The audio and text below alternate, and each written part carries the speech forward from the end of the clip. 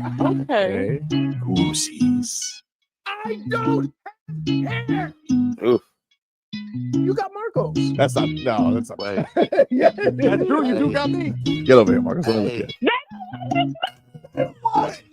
Tobin and Leroy, ready to deploy. Had to hit her with a little journalism, but that was a decoy. Better have about me, boy. Okay. Leroy and Tobin, hold to the show, man.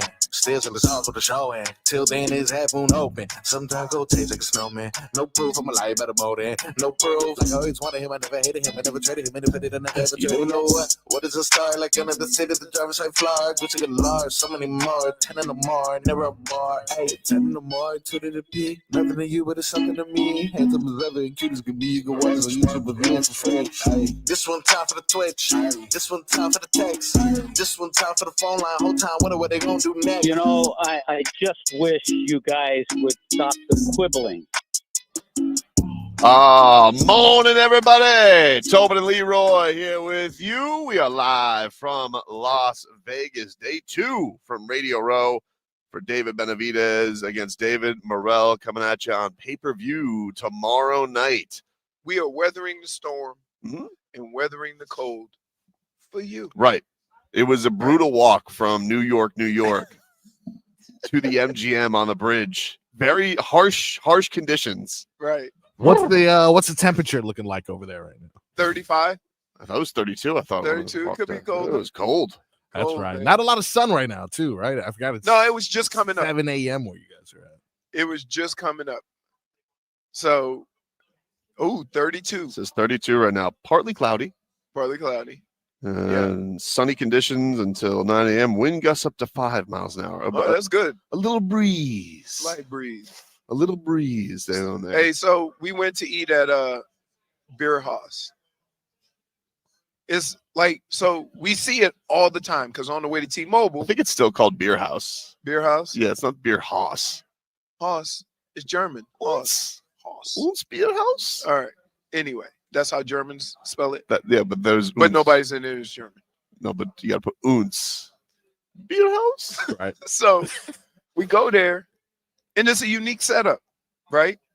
Because you order your own food, you get your food, and then you go sit at a table, right? However, because our stomachs don't operate on local time, right? We didn't realize there was a hockey game. And this place is right on the way to T-Mobile.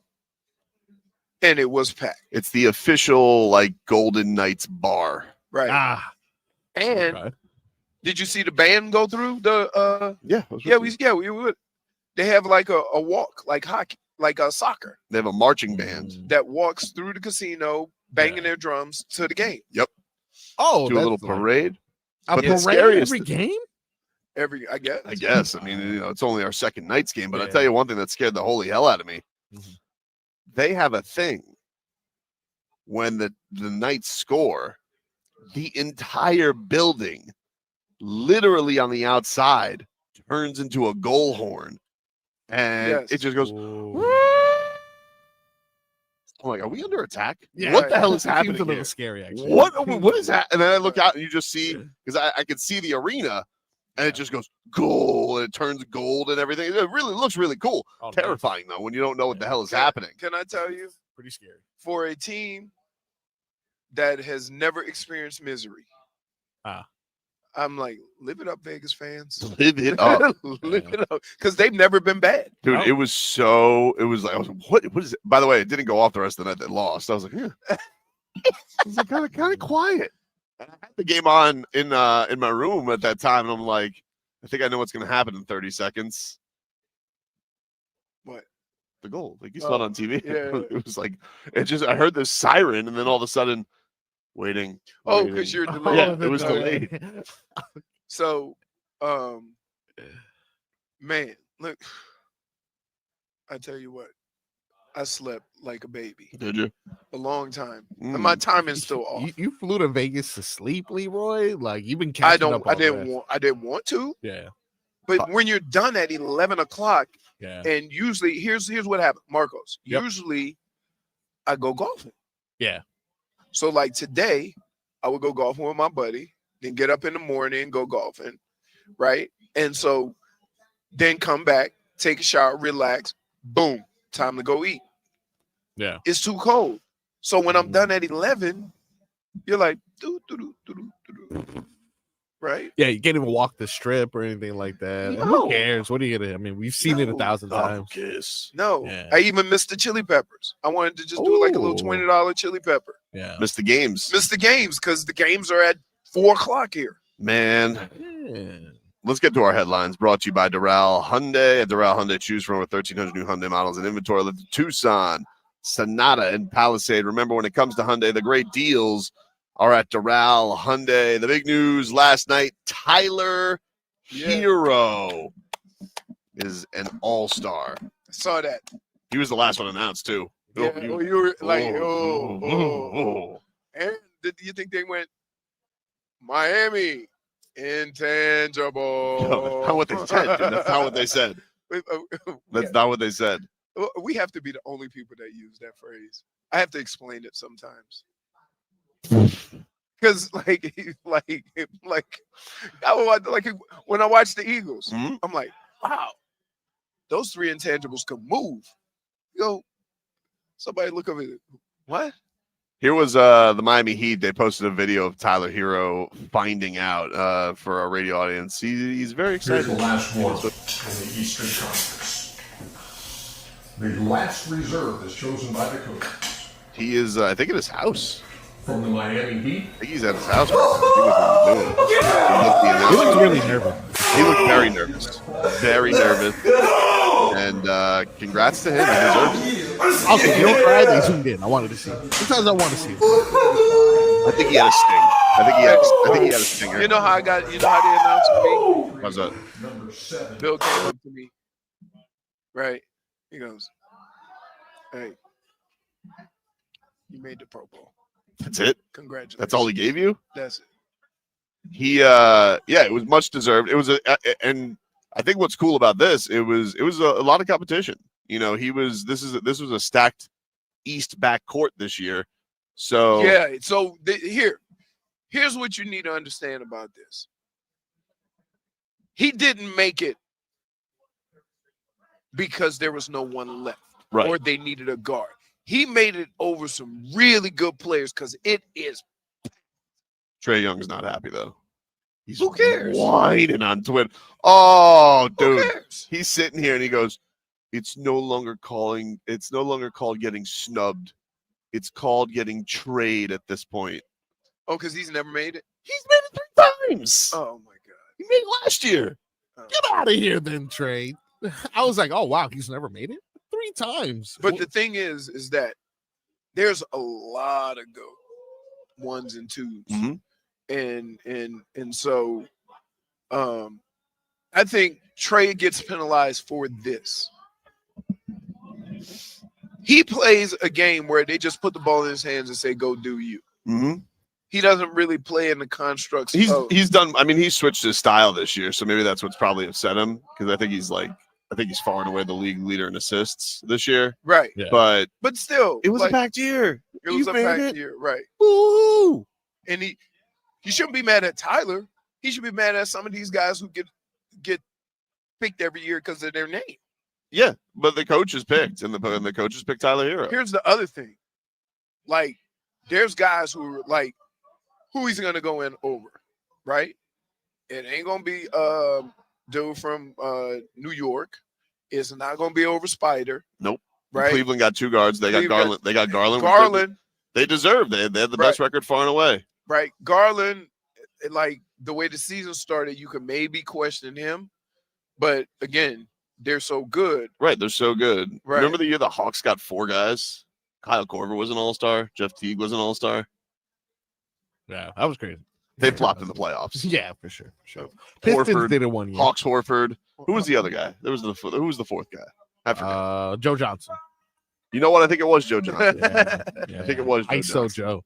ISO Joe. Pistons did it that ISO year. Joe. Tayshaun They say- Prince. They could dust Joe. He didn't do ISO Joe too much when he got to Miami. He made some shots though. I'll take it. He can still. I feel like to this day. Right? That's what I was getting ready to say. Oh, they're saying it was Millsap. I think they're right. I think ISO Joe Millsap? was gone by then. Oh, Millsap. That makes Millsap. Yeah.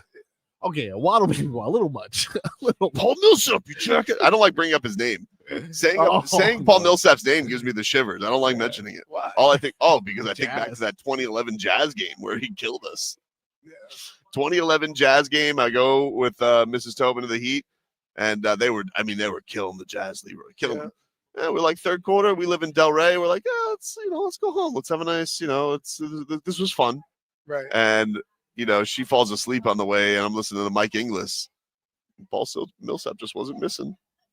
And she goes, "Why do you look upset?" She like woke up from the long trek from Miami to Delray. I'm like, "They lost." She goes, "How?" Right. And I just go, Millsap. He scored like 11 points in like the greatest thing though is Millsap. Mike Inglis did the games like if Tobin was doing it. Right. But this was his heart. He'd like, oh, got to tell you, if the Heat keep playing like this, they're going to give up this 20-point lead. Yep. And they'll be winning by 17 at the time. But this is the game where like all those fears were realized by Mike Inglis. Yeah. Because they were up like I want to say they were up. I don't know. I don't remember what the score was. It was a ridiculous amount, and they blew it. And Mike Inglis is just. I gotta tell you, Paul Millsap again. Maybe someone wants to guard him. Paul Millsap, Yeah, he like scored he was. 11 points in 28 seconds. It was insane. But- All-time performance. He had 46 points. Wait, and you can see if Mike Inglis was doing it like Bob Uecker. He probably he had the bottle there. Oh boy, here we go.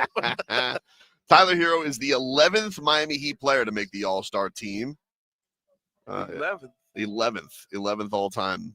Can you name the other 10? The other 10. Yeah, the other 10 who've made it in franchise history. That's it. Only 11 guys. Yeah. What more do you want? LeBron, Easy. Bosh. Do we count Bosh?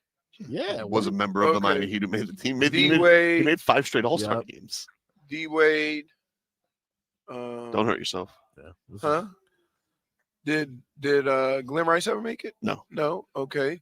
Tim Hardaway. Yep. Zoe. Yep. Now do Currents. Jimmy. Yep. I'm trying to forget. Well, it's still on the list. But The other guy. Beach and Dominoes. oh, Bam. Wait, Yeah. he done beat me in down. Bam. He's adorable. Slovenian. Oh, Goran. Goran made it. Wow. Goran made it. Okay. Remember, that's how we got into the bet. Oh yeah. Goran was like the last. There was a bunch of guys who either bowed out that year or got hurt.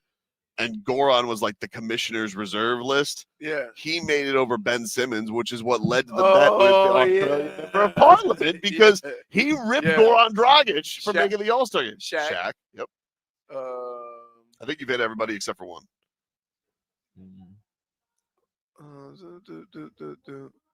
Anthony Mason. Oh, I wouldn't. I would have never guessed Anthony. Yeah. Mason. we have a radio.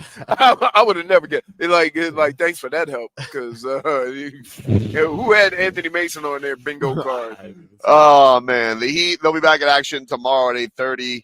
Coverage on 560 begins at 7:15 with preheat, and the Panthers are on the ice twice this weekend. Tomorrow afternoon against the Blackhawks at 1:00, and then Sunday against the Islanders at 6. We'll get into all that later on in the program. Want to thank the people over here at Premier Boxing Champions for having us out here for our travel and accommodations. We're staying at New York, New York. It's a lovely, lovely time out there. It's kind of eyeballing that roller coaster today, Leroy, at New York, New York. Ooh. Thinking I'm never going to go on it. Dude. All right. I'm like, Well, there's hey, that. I'm gonna just tell you, if we would have gone on that thing, the second we sat down and I start lubing up, What? Okay. like, right? You'd be like, what? Because I gotta be moisturized, baby. I can't be out. I can't look. It's dry. It's dry out there. Gotta watch It's out. like No, honestly though, my friend didn't respect the dryness and came back to some very, very like cracked. Oh, lips for, like, dude. it was bad. dude, you like, yeah. I keep look. And watch I out, keep low- chapstick. You buy chapstick on the strip, it's like $9. No. You got, Yeah. dude. I'm telling you, don't buy chapstick. Yeah. It was an EOS. What was that? I don't know. It's just Just better? yeah, it's better. Mm. Better. We'll take a break here on the show. Back with more after this.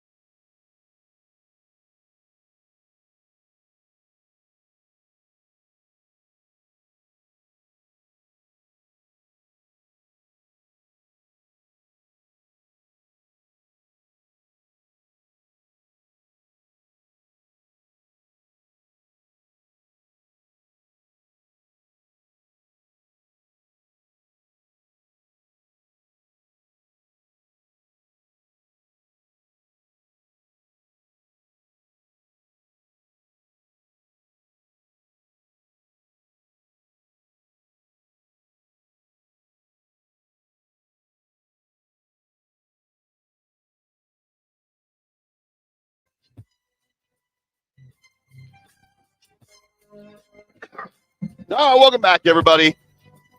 Let's get to a little 15 minutes of heat here on 5-6 WQM. Brought to you by Hollywood Kia. At Hollywood Kia, the big game is here. Tackle game-winning deals during the handoff drive-off event at Hollywood Kia. Get $1,000 lease bonus cash towards your new Kia. Plus, we'll double your down payment up to $3,000. Visit them online, hollywoodkia.com, or call 832-930-6181. We talked about it in headlines, but Tyler Herro has been named to the All-Star team, as a lot of you bastards wanted to trade him. I told you. Just a lot of you frauds out there. No. Wanted Boy Wonder. Marcos. Send him to Portland. Marcos. Send them to Utah. They're going to love him out there. They love the intangibles. A bunch of phonies out there. Tyler Herro's a fraud. Tyler Herro, soft as Charmin. Never going to be a big-time basketball player. Tyler Herro cares more about fashion than basketball. Tyler Herro isn't even as good as Korkmaz. Tyler Herro is a charlatan bum. -1. Let's not forget a little sweetener. He wasn't a little sweetener. Huh? For lying. He wasn't a little sweetener. You just Wait. No. First of all, let's get something clear. How many times did you throw Tyler in the trade?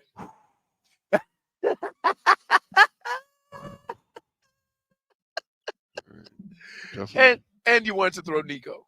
So no, that's not fair. But basically, I just wanted Dame. Okay, but you can't. Here, let me explain this to you. You cannot justify what you tried to do, because if it were up to you, we'd have Dame. We'd still have the Jimmy problems. You think somebody else here going to make Jimmy get right and not want his money? Hard to say. And no, it ain't hard to say. It is not hard to say. Well, listen, I'm not going to get you. You're not going to throw all the Tyler Herro blame on me. I mean, here's what I feel. Everybody was out here, taking shots. Here's what I feel right now. If one of those guys was here with Jimmy, and the team was the number 1 seed, Jimmy would still be doing what he's doing. Okay. Because it's about his money. So, but every time we talked about a trade, you either threw Jovic.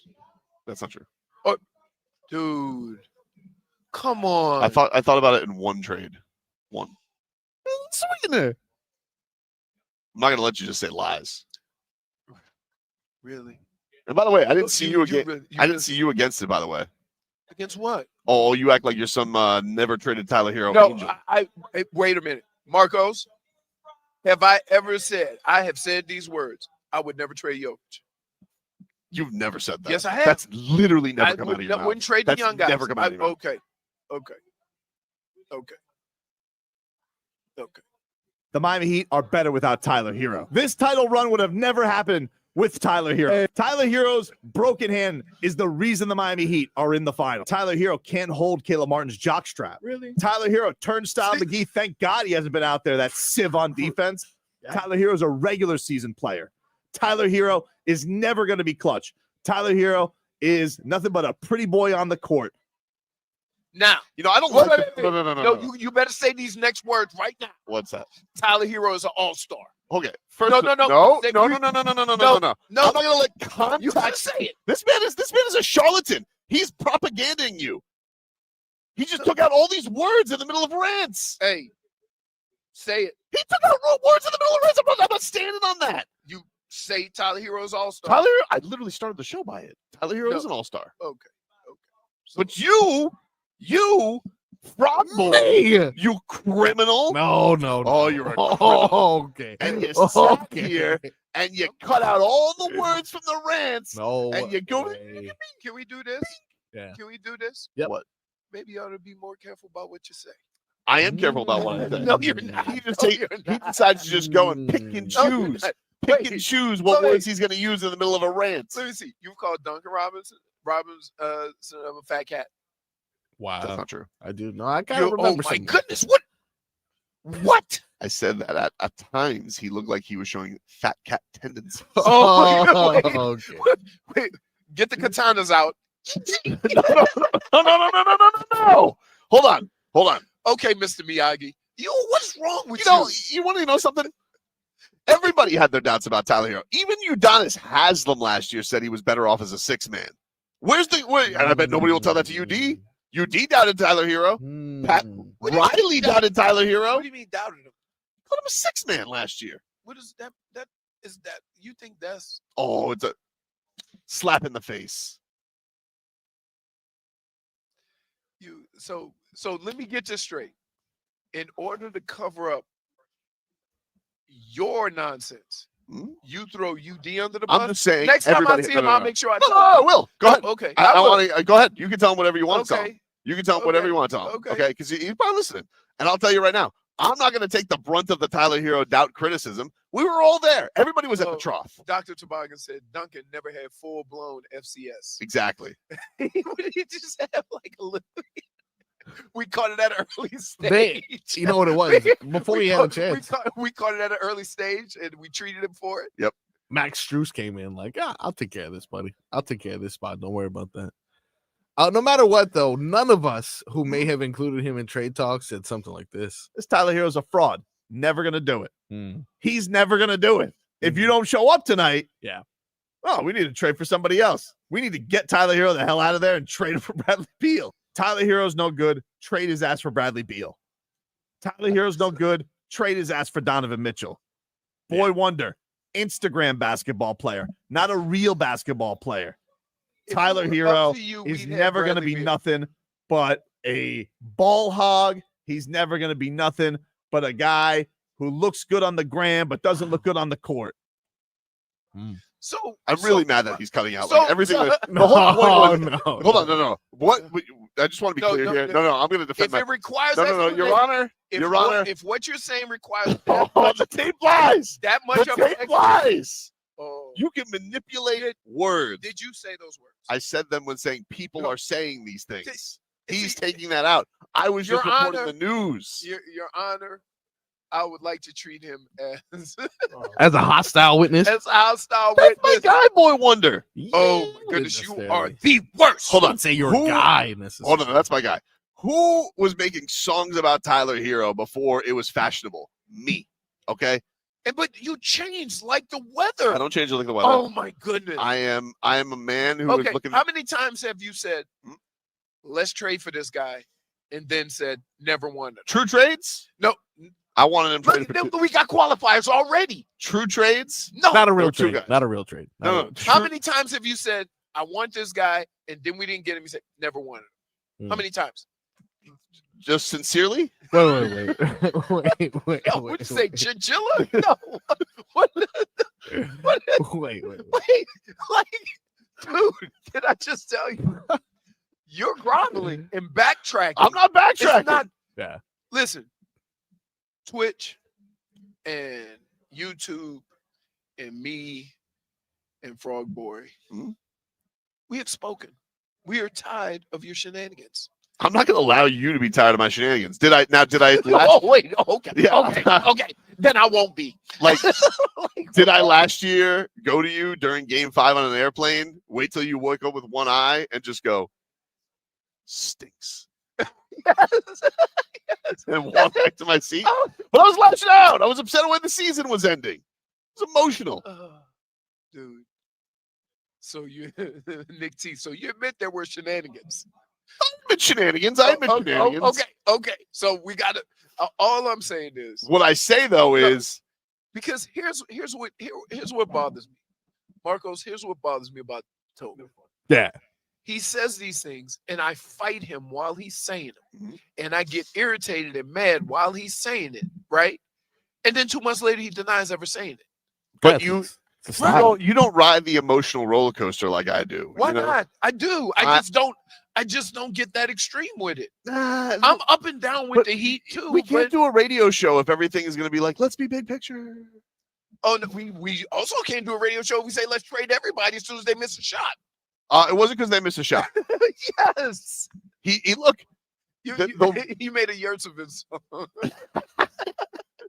I still believe in you, Big Yurt. Big Yurt, I think he's in Turkey. Yes. I don't know where he is.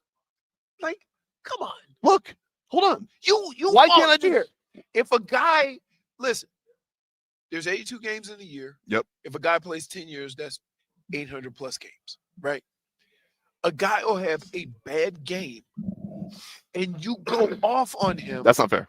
It is. Nope, that's not fair. Dude, we fought over Duncan Robinson when you start calling Fat Cat. Hold on, but I invented Duncan Robinson. Nobody gave a rat's ass about Duncan Robinson before me, and that's the facts. So, excuse me, I'm first to the party. Then I hold these guys to a certain standard. And you're You first, don't- and you're first off the boat. No, I'm not. Listen, No, I'm not. You are, I'm the first one. I'm like the Marcos, inspector of Marcos, the boat. Who's first rats off the ship? This guy. No, I'm not rats off a ship. I was never rats off a ship on Tyler On Herro. Tuesday, you'll march in here with the band. It's not on fair. Thursday, It's not fair. you're rats off a ship. How am I going to be like this? Is this going to happen with? Is this going to happen with Ware too? Like, oh, if all of a sudden, what if Giannis wants to be here and they want Ware? Am I going to be a bad guy because I trade Ware for Giannis? No, you gave a.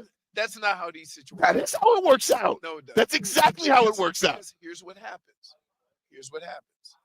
You come in, make up a trade with a guy you want, and then trade half the team for him. I'm not. It's not even. See, you're talking about would it be a problem if I traded Ware for Giannis? Mhm. That's never going to happen. You don't know that. The people that were getting traded, Mhm. you were willing to give up everything. Not true. Dude, we had to shoot you with a tranquilizer gun to stop with the Dame nonsense. I really want. I really want. And then let me see. Brunson, you said no. Brunson, I was. Ball. I never was. Right. A Brunson No, I fan. said you said no. Spider, Mhm. you kicked the tires on that. Oh, I really. But want but you work up trade deals for all these people. I really thought Danny Ainge would have wanted Tyler Herro. You know, intangibles. Really? Oh yeah. In Big Utah? mistake by Danny Ainge. Huh? Yeah. No, Utah loves the intangibles. I'm just saying, man. You don't think this is like, I think these things through. And listen, oh my good. guess what, Tyler? I don't know. I'm just gonna say this No. right now. Hold on. No. Oh. I'm very proud of you this year. Okay, you came in with a great mentality. Okay, you've been a leader. All right, you've been reliable in a season of chaos. You have Can been I just steady the entire time. Hold on, let me just finish. Because you're gonna go too far. I'm not gonna go too far. I'm gonna go just right. But now I need you to succeed in the playoffs. Okay. All stars are held to a different standard, Boy Wonder. So I just want to be clear. Very proud of you. Very proud of you. But you know what the next step is. So And by the way, I'm not trading you for De'Aaron Fox. That's what Jaime is for. But anyway. and wait. And wait. Can I let me and Marcos, let me ask you a question. What's that? Is this based on how Jaime has been playing? No. Yes, it is. What do you mean? That's my point. Like, no. I'm Leroy. Everybody's the best all the time. No, that's not. Oh, look at that. That's, see, and this is how he tries to get out of his Let me ask you something. his mess by saying I'm extreme No, can I ask you or something? everybody's good. No, let me ask you a question. With toes like that, how do you tiptoe through the tulips? Okay. Hey, you know what? See, You're out of line. See, sir. You I'm are out of line. You are out of line. -1 see, for sass. that, I really want you to delete those files, Marcus. You took those words out of what? context. You took those rants out of context, No way. and I don't appreciate it. No, maybe you be more careful with what you say. I mean, you want a gun shy Tobe? That's not a fun radio show. So now you're putting it on the show. No, I'm putting it on him for being No, a propaganda now you're putting it on artist. the No show way. because you're saying if I didn't do that, we wouldn't have a fun show. Just have a little fun, baby. You've literally traded everybody on the team. Happens. Oh my goodness. But nobody will love you like me. Okay. See, yeah, with love like that, the way you attack my toes, right? They've been through some stuff, man. tiptoe. Wow. Let's not forget What's that? somebody on this panel traded Spo. Yeah, probably you. Probably you this year after Really? playing Khalil Ware. Sportland. Come on. July. You have literally you traded Everybody on the team except Jimmy. You got, nope, I don't want to trade Jimmy. And guess what? Never trade Bam. But here's the deal. Mhm. If you had felt that way about all the other players, Jimmy would have already been gone and you would have had the guy you wanted. And you would have been happier. I don't understand your logic. So Why I'm would Jimmy be saying gone? when Dame was available, Mhm. when all these people were available, Mhm. right? Or when Jimmy was engaged, Mhm. if you had said, I want to trade Jimmy, you could have pretty much got any player you wanted. I don't know. You do know. I don't know. Hard to say. You do know. Now we got to trade him for some donuts and a yoo-hoo. Whatever, dude. I mean, you're not going to sit here and say I'm not a true fan. I watched Luke Babbitt. So what?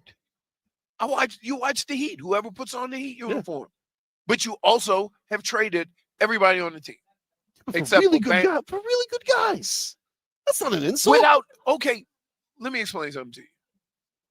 Right now, if the right person presented itself and was available, you would trade Jovic.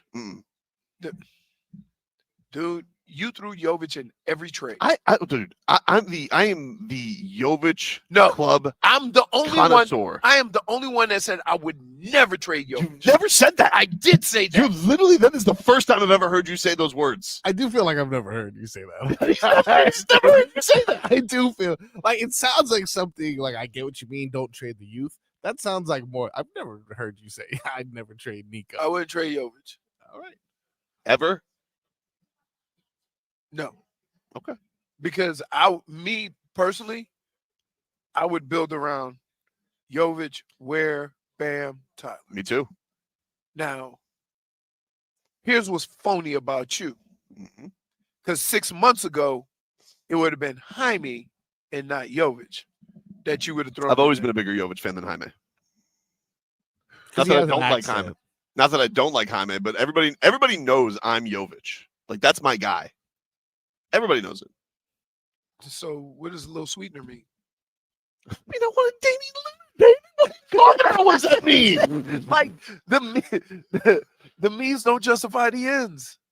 I don't think that's what The ends don't justify the means. All right. I got for this. Portland Trailblazers owner, your name escapes me. What if we trade you Tyler Herro salary and your basketball organization can get revamped by Hall of Fame genius Eric Spoelstra? The Heat are in San Antonio tomorrow to face the Spurs following that blowout loss.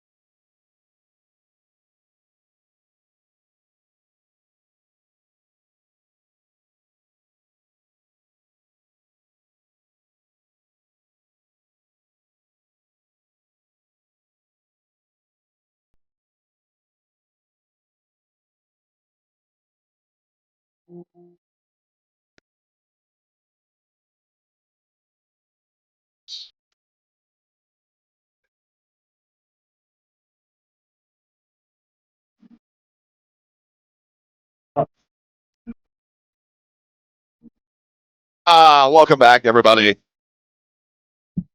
Let's get to a little road to repeat here, brought to us by our friends over at Celsius. Hockey fans, don't sit this one out. When it's game time, make Celsius party play and get that energy up. Game day is fueled by Celsius Essential Energy Drinks, the official energy drink of your Florida Panthers. Yeah, Cats will be back on the ice tomorrow, taking on the Chicago Blackhawks. Did he play tonight? No, tomorrow. They're off today. They Wow. practiced today. So nobody played last night. Nope. Wow. 2 days. 2 days of no sports. Yeah. I haven't lost money in 2 days. Oh, man. Are you going to watch the Pro Bowl games? I saw yesterday. I didn't even realize that had already begun. And I saw something about Jonnu Smith, like, doing something cool. Or maybe they were just introducing him. He was, like, with everyone. And it was cool lighting. So I'm glad that he made it. Matthew Tkachuk was named Team USA. He was made one of the associate captains. So yeah, that's cool. Is he fighting yet? Nah, probably. I saw Baby Tkachuk's teams on the creeping up though. The Senators. I always feel like he's had to deal with some crappy teams in Ottawa. So I know something they've never experienced here in Vegas. Nope. Spoiled. Like your team has always been good. Like you remember when Jacksonville and Carolina started. Within the first couple of years, they were in championship games. I do. That was crazy. I remember we was in Cleveland. We lost to Jacksonville. And did that go over well? No. Because when you say the words expansion team, right? But the rules, like even in hockey, how they do the expansion draft is so much different. And they do it similarly in football, in the NFL, because you have to put 5 of your guys who were on the active roster on that list. And that's how Jacksonville ended up with Keenan McCardle. He was a Cleveland Brown before that. Yeah, he was good. He was good. He was good when we had him. But they would just like cut him, bring him back, cut him, bring him back. And then he'd go to Washington, and then he'd come back and catch 4 touchdowns in the last 3 games every year. Well, tomorrow they take on the Blackhawks. They suck, so don't lose, Panthers. And then the Islanders are in town on Sunday. So Panthers, I would imagine that means they're going to split the games. Paul Maurice has been doing that, so I'd imagine we get one Bob, one Spencer Knight. Bob coming off his shutout. So you think Bob wants to get, like, I would figure, I used to always, like when I played, if I was on a bit of a heater, I wanted to go back in, even though they had planned, to alternate.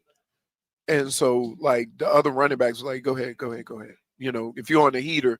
So I wonder if Bob says to him, hey, I'm feeling it right now. Let me go ahead on and kind of get this run on. Or does he just understand that he needs the break? No, I think he's going to be okay, especially since you got one game that's weird, like at 1 in the afternoon. Like, he's going to want to – he'll break that up. He'll be fine with that. Okay.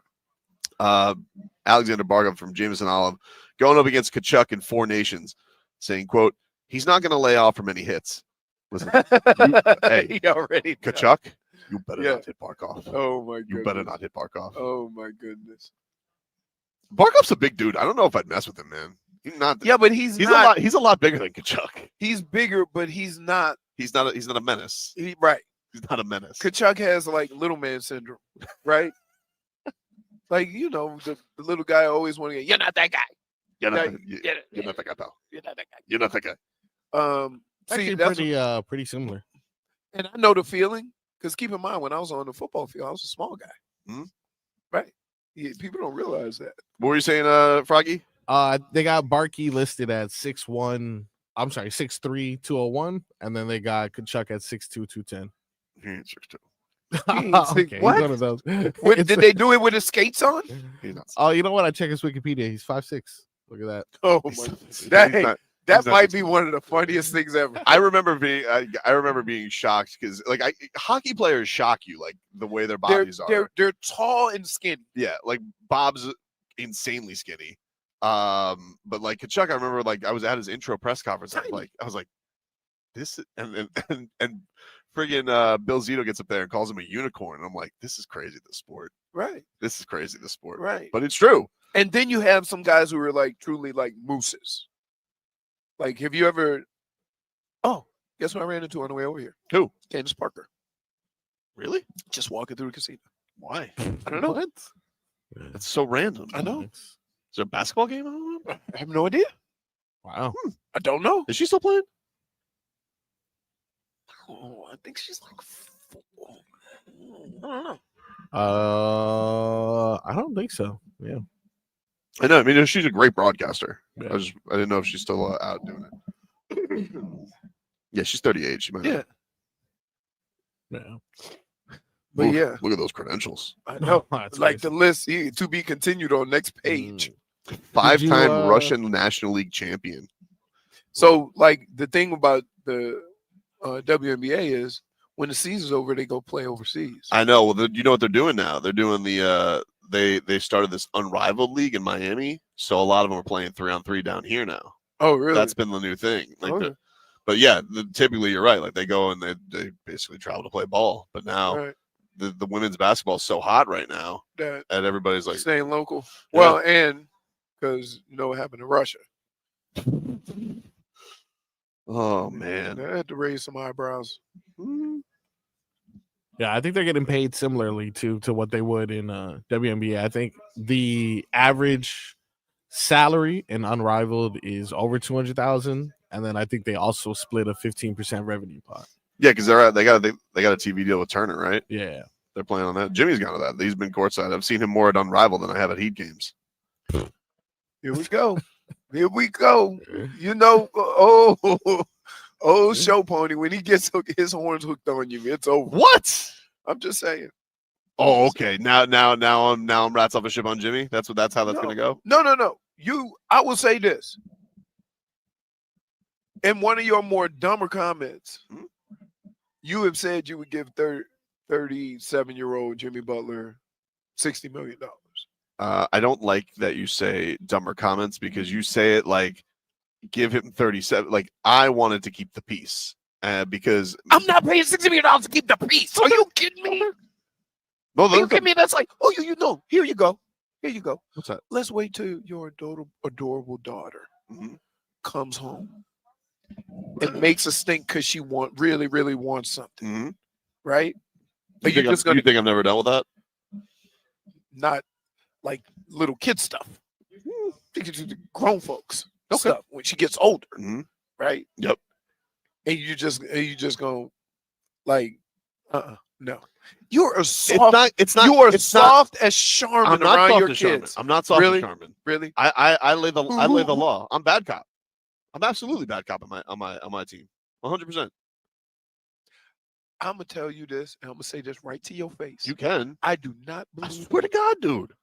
Right, Dude, you know how many rejects I have on iPhone? Boop, boop, boop. I love saying no. hey, I'm the negotiator, right? Everybody comes to me to negotiate. they go, hey, go like. Fonzo come and ask. He used to ask me if I want something. Mm-hmm. By the time I got done with him, he was buying me stuff. We'll take a break here on the show. Hour Tua is next. Now,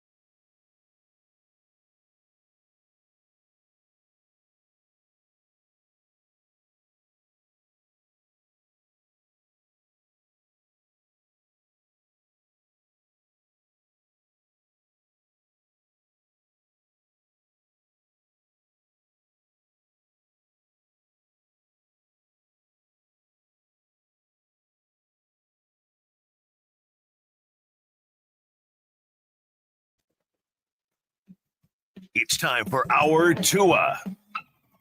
It's our Tua. It's our Tua. It's our Tua. Tua, Tua, Tua. Tonga Vailoa. Not Tua Tagovailoa. A for effort. Dolphins quarterback. Tua. It's our Tua. It's our Tua. Tua. Tua, Tua, Tua. Tua, Tua, Tua. And go to hell. Tonga Vailoa. Dolphins quarterback. Daddy loves you guys. Our Tua with Tobin and Leroy. Our Tua of the program, ladies and gentlemen. Tobin and Leroy with you here. We are live from Las Vegas at Radio Row for David Benavidez and David Morrell. Shocking, the press conference yesterday was full of trash talk. Hey, I just read something on it. Say, Tobin paid for 2 Nintendo Switches. That wasn't discipline, though. My kid was trying. Hold on. In fairness, it was my son's birthday. Okay. I didn't want to ruin his birthday. He didn't do anything wrong. What did he do? He left it, didn't he? He lost it, dude. What do you want me to do? Is that not something wrong? But it's not like, but he's a good kid. He never does anything. He's legitimately, like, I can count on 2 fingers, like, the times he's legitimately need to be disciplined. Right. The daughter's another story. Yeah. Wow. That's how it happens, Frog Boy. You're going to have a tougher one. Once you have your next tadpole, there'll be one that's tougher. Yeah. Tell you what, though, we're going to try you. You got lucky, and, blessings to you. You got boy and girl. Yep. Try and do the same. Other than that, I'm closing up shop after the second one either way. Hey, really? Closing up shop after the second one. Hey. Yeah, I mean, doesn't Waddle Baby Waddle this have something to do with that? Waddle Baby Waddle makes a great point. Leroy is one to talk. His daughter lost a squirrel. He ended up with 4 dogs. Don't forget the turtles, too. You kept a woodland creature. That's different. Is it? Oh, of course. That thing thought it lived on the curtains like it was a tree. Yeah, this is Rest in peace, Ricky. To let AC hit his ass. Oh, man. So, yeah, we're live here from the MGM Grand. We got the weigh-ins coming later on in today. And so you're saying when we see the weigh-ins right here, that they're not real. They happen behind it. Then I don't know. Well, they're going to do it. Well, my question is, why was dude naked? No, those were the real weigh-ins. Okay. We saw the real weigh-ins when we were here last time. When you're naked weigh-ins, those are the real weigh-ins. Then they do the ceremonial, where everybody can go out there. By the arena. So we see the real ones in here, and then they go out with the people. Right. Because they don't want nobody naked. You don't want anybody naked out there. It happens. I mean, they used to have a curtain, but because they used to just do the real deal. Hey, when you were on that scale, then they got to a point where they're like, oh, we want to rehydrate. I'm gonna tell you why. I'm gonna tell you why they had to do it. Because old Towel Boy wasn't quite up to snuff. Well, in fairness, he was dehydrated. But I'm saying, in most cases, the towel goes in front of the boxer. Mm-hmm. He's holding the towel over here. I'm like, whoa. Pork and beans. Okay. Dinner and a show. Dude, it was like... Yeah, Dr. Toboggan heard it the same way I did. You guys started talking about weigh-ins, and I was like, "Oh no, they're there too. Make sure the green room is ready." And then I realized you guys talk about fighting. When is the last time you had to deal with one of the weigh-ins and their Kobe beef? Man, I think I dealt with Marlon a few months ago. They're always just somehow. Are they all the same? No, the younger the nicer. That's usually how I get. Like Damien Wayans Jr. Really nice. Damien Wayne Sr. doesn't look at me in my eyes. Jeez. Yeah. Wow. How about that? Yeah, man. Let's get to some headlines here. Brought to you by Doral Hyundai. At Doral Hyundai, choose from over 1,300 new Hyundai miles in inventory at the Tucson, Sonata, and Palisade. Remember, when it comes to Hyundai, the great deals are at Doral Hyundai. So, yeah, this 175 matchup will get going tomorrow, and I appreciate Premier Boxing for having us out here and accommodations, the travel, and we're staying at the New York, having a great time. We always appreciate when they have us out here for the fights. Plus, the people out here really look out for you. Make sure you got everything you need. Yep. That's if something's not, if you need something or something's not right, you know exactly who to talk to. So, and we see the same people every time we come out here. So that's also a cool thing. It is a cool thing. Udonis Haslem, news yesterday. He has been hired as a full-time analyst for ESPN, NBA analyst. Of course. Well-deserved. I can see that. Well-deserved for UD. Stephen A. Smith has said a long time, he's like, you're gonna be very, very good in this business. So he will be apparently taking part on First Take and NBA Today, studio shows. He signs a 1-year deal with ESPN. So congrats to Udonis Haslem.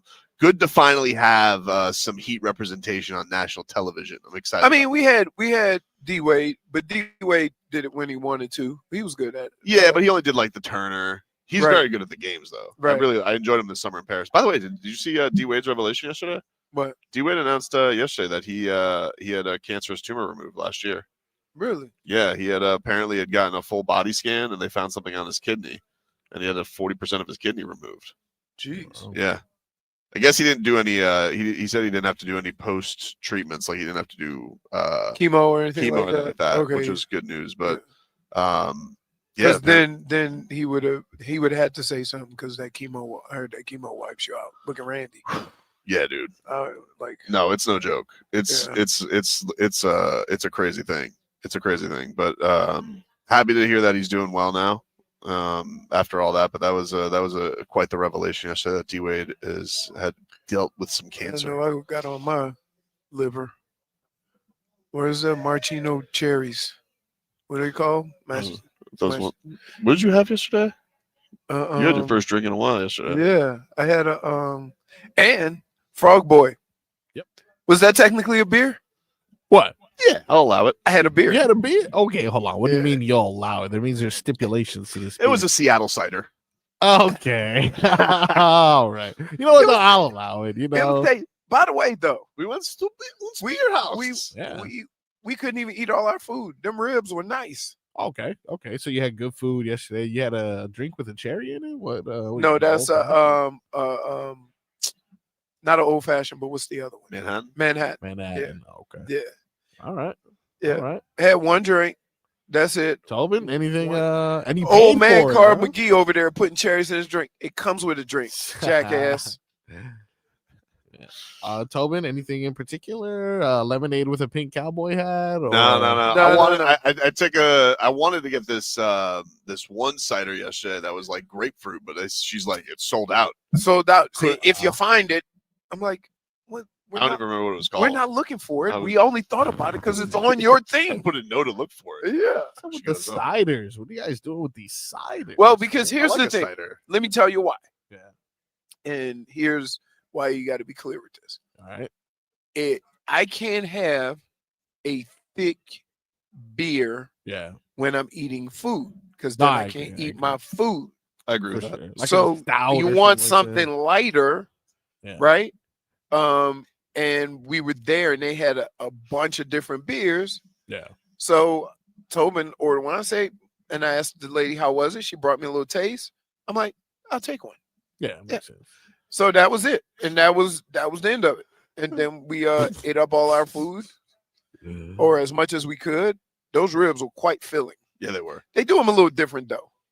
They do them dry and then you got to put your own sauce on it. Yep. I think you like the sauce there. I like sauce on it. You know what? I thought of you, Leroy, when I went to Baltimore recently. I found out that everyone there gets a certain style of flavor on their wing. Old Bay and honey. They take the Old Bay seasoning. Yeah, and they mix it with honey. Old Bay is only good for seafood. And people put it on other stuff. Yeah, Old Bay and honey wings. Everywhere you go, that would be one of the specials that they have. Did you eat them? Hell yeah, of course. Were they good? Research purposes. They were good, but it did give Old me Bay vibes. Old Bay doesn't. You can't put Old Bay on everything, right? And that's kind of the way, like, and they don't do it in New Orleans, right? Yeah. But people outside they put Old Bay on it and call it Cajun, right? So man. I told you when I went to Michigan the first time, we went to a restaurant in Ann Arbor, and they go blackened chicken or Cajun chicken, and I'm like, Cajun chicken, I'll try it. And it was basically blackened. So when the lady came over, I said, "This is not Cajun." "Yes, it is, sir. It's Cajun." I'm like, "I'm Cajun. It's not Cajun." I'm like, just because you blackened it, don't make it Cajun. It's the seasoning. I'm like, never heard of the seasoning. What you put on it? So I was just trying to like every other state that I go to, when they say Cajun, it's blackened, and they give it this Cajun name. I'm like, no, Not a true Cajun. no, nope. Man, what else we got? Oh, how about this? Frog Boy.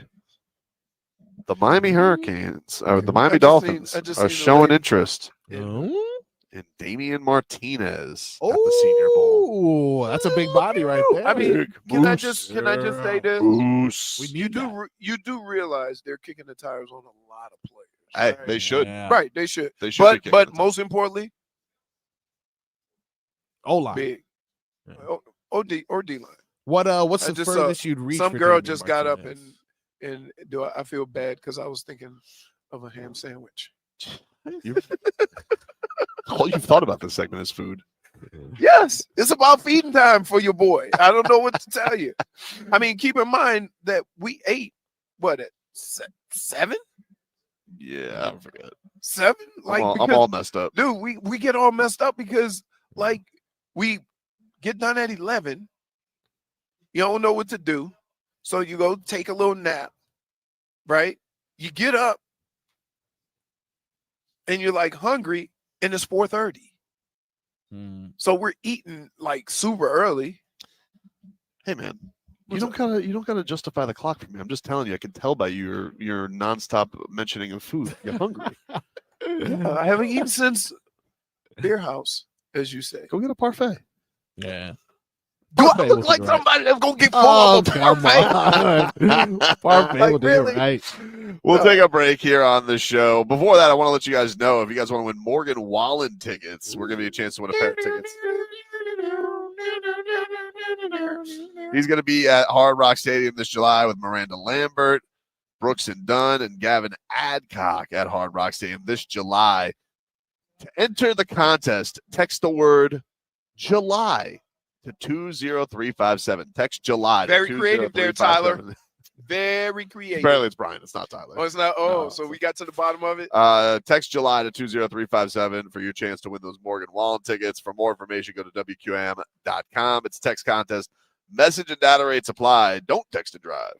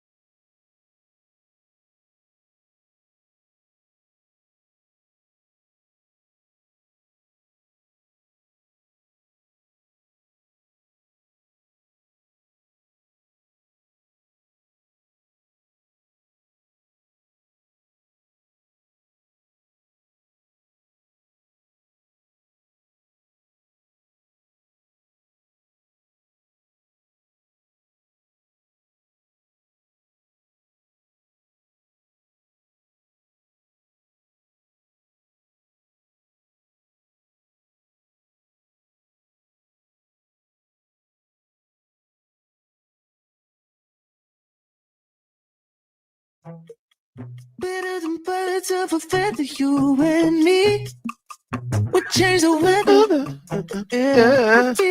All right, welcome back, everybody. Tobin and Leroy here with you from the MGM Grand in Las Vegas. We're here for David Benavidez, David Morrell going down tomorrow in the light heavyweight division. Benavidez minus 230. I'm a sucker for you.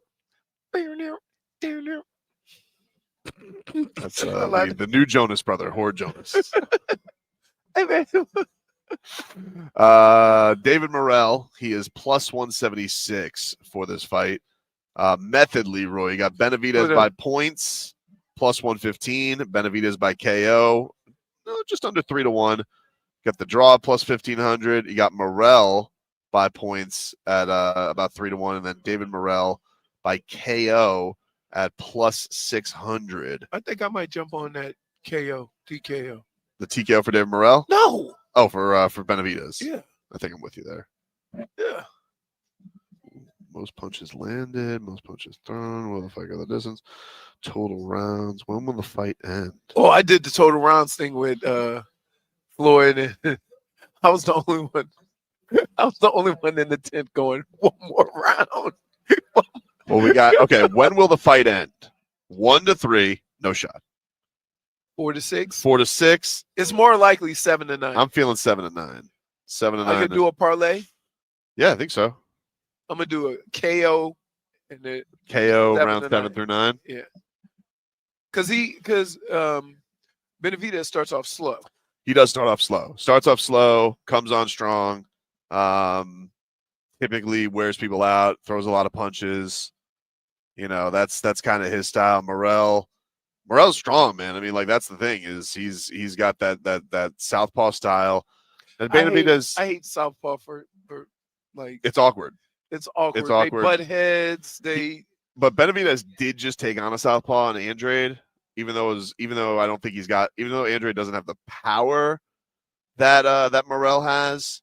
I think he's one of the slickest boxers, out there. He's just super awkward to take on. He always starts off fast and had a good couple rounds against David Benavidez. It just feels like to me if David Morrell doesn't hurt him early, and you don't get that respect from David Benavidez, he's going to walk through him eventually. Right. That's kind of how I feel like it goes. I do think he gets a stoppage eventually. Right. But we'll see. I mean, the thing is, there's just not that much on Morrell. He's only fought 11 times.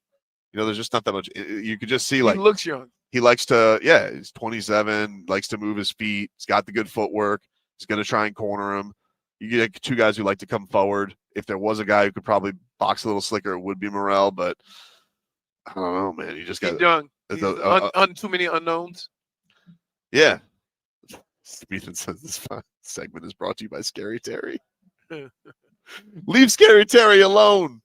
Yeah. Did you guys see yesterday that Kevin Love put a clip from Uncut Gems? Oh my God. Says, what the F is going on here, Terry? He's not playing basketball, so he's just having some fun with it. Oh yeah. Right? He's just he's completely embraced. Oh, this season I get to be the class clown. He's like Dorn. Yeah. Hey Dorn, get in there and take one for the team. You see this Spo says I don't have to do any calisthenics in my contract. You know you're old when you call him calisthenics. So I don't know what intrigues you, Froggy. You hear anything? What are you thinking with that? I did also notice that Kevin Love was kind enough to support our boy Tyler. Said that he got emotional with that. He did. He said he got emotional with it. Yeah, I did see a lot of questionable activity with this Terry Rozier thing. The only thing that is making me believe that he didn't do it is because he was out for the rest of the season. That's the thing is I don't think he's being accused. They already said he didn't accuse. NBA. No. Here's the thing: the NBA investigated it, and they said they found no wrongdoing. The thing is, this is the feds. They report all of this.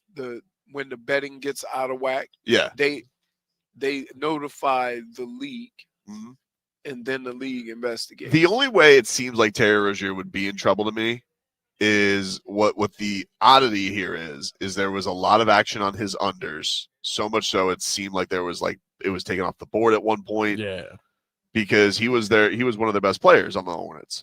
Right. The only way this is, I would feel like would be trouble for Terry Rozier is if like they find text message that says, "Hey, Johnny Thumbs, I'm gonna be out. I'm playing this game, but I'm not lasting." So that's the inside information of like I'm Yeah, gonna play a little bit and then I'll be out. right. I think that was the issue. But I don't. But here's the thing. Like, Yeah. there's no way Terry Rozier is dumb enough to do that. I just can't buy it. For a guy who's gonna make $50 million over the next couple of years. Yeah. Right. You know, like one guy said that he had inside information, right? There was this old tweet that went viral. Yeah, I saw that. Made $100. Like, right. I'm just so he's gonna risk $50 million for that guy to win $100. I don't know. I think that to me, now does Terry Rozier have a loose lips friend who was a little too greedy? He goes, right. T-Row ain't looking so good on that foot. Hey, Terry, what are you gonna do? He goes, I'm gonna give it a go, but I'm not feeling too good. And then all of a sudden he wasn't feeling too good. I don't know. But it doesn't feel like Terry Rozier was actively out there tanking games. Yeah. That does not seem like what we're dealing with. The payoff isn't big enough, which is why I was like, okay, there's no way he did that. But it didn't make me wonder now, like, what is the limit that someone could go? For example, Leroy, you said you had I think like a nephew that plays college football somewhere, right? Right. How illegal would it be for you to be like, hey, what's it like in the locker room? Any injuries they haven't really reported? How's this week of practice been? But isn't that the same access a reporter gets? The thing is that you have to also look at it this way. How does that impact the game? Right? It would have to be pretty substantial, and you would already hear about it. So, for example, teams lie though. Dolphins lie all the time. For example, if somebody had bet the Cam Ward under because they knew he was only playing a half, right? Like that's the kind of level of stuff we talking about. But they still didn't win. Yeah, but I see that's a good point there. I mean, but we see all the time, like they say, like, oh, Vegas knows something. Like Vegas that term, right? That term does come up all the time about either knowing injuries or having a lean on trades or what that stuff. So I don't know. Yeah, you want to know who knows what? Look at the odds for trades or who's going to win awards and stuff like that, and they're always accurate. Yeah, that's always scary. I just couldn't imagine what kind of business Terry Rozier could have gotten into where, like, not $50 million. The Charlotte bookies are like, hey, D-Roy, we need you to take a dive here. Second quarter, your foot don't feel so good. Maybe it's not a profit thing that we're because we're looking at there's no way he could have gained a lot from the betting, but maybe there's some debt that could have been cleared. You never know. You never know what's going on. You never know. That's totally fair. You never know. You never know. That's totally fair. But I'm just looking at it from a logic standpoint, right? This guy said I got an inside scoop and he won $100, right? And Terry's going to risk losing $50 million. He's obviously not the only guy. It's just that guy's inside scoop. He was just he didn't feel too good about it. Right. Yeah. Schmidt says you guys are really making fun of Bob Betts while in Vegas. We heard you guys. You're the funny guys on the radio, huh? Oh, you like making jokey jokes. You know what I'm gonna say? There's your comedian right there. Wait, not before meat happy hour. Oh no. Hey, I'm gonna tell you like this. It's gonna be daytime when we get up over there to get that meat. Oof. Oh man. Hey, speaking of Vegas, if you guys want to go to Vegas, we got a contest for you. The Slam Dunk in Vegas. Travel and accommodations for one winner and 3 guests to Las Vegas, plus $20,000. It's easy to enter. Just download the free Odyssey app. You log in or register for an account. You listen to WQM or any participating station each day for a minimum of 1 hour for your entry, and you can do it every day. The Slam Dunk in Vegas, a great prize for your chance to win. Just listen to WQAM on the free Odyssey app. Travel dates are March 17th through the 22nd, 2025. It's a national contest. We'll take a break. Tickle Leroy's Fancy next.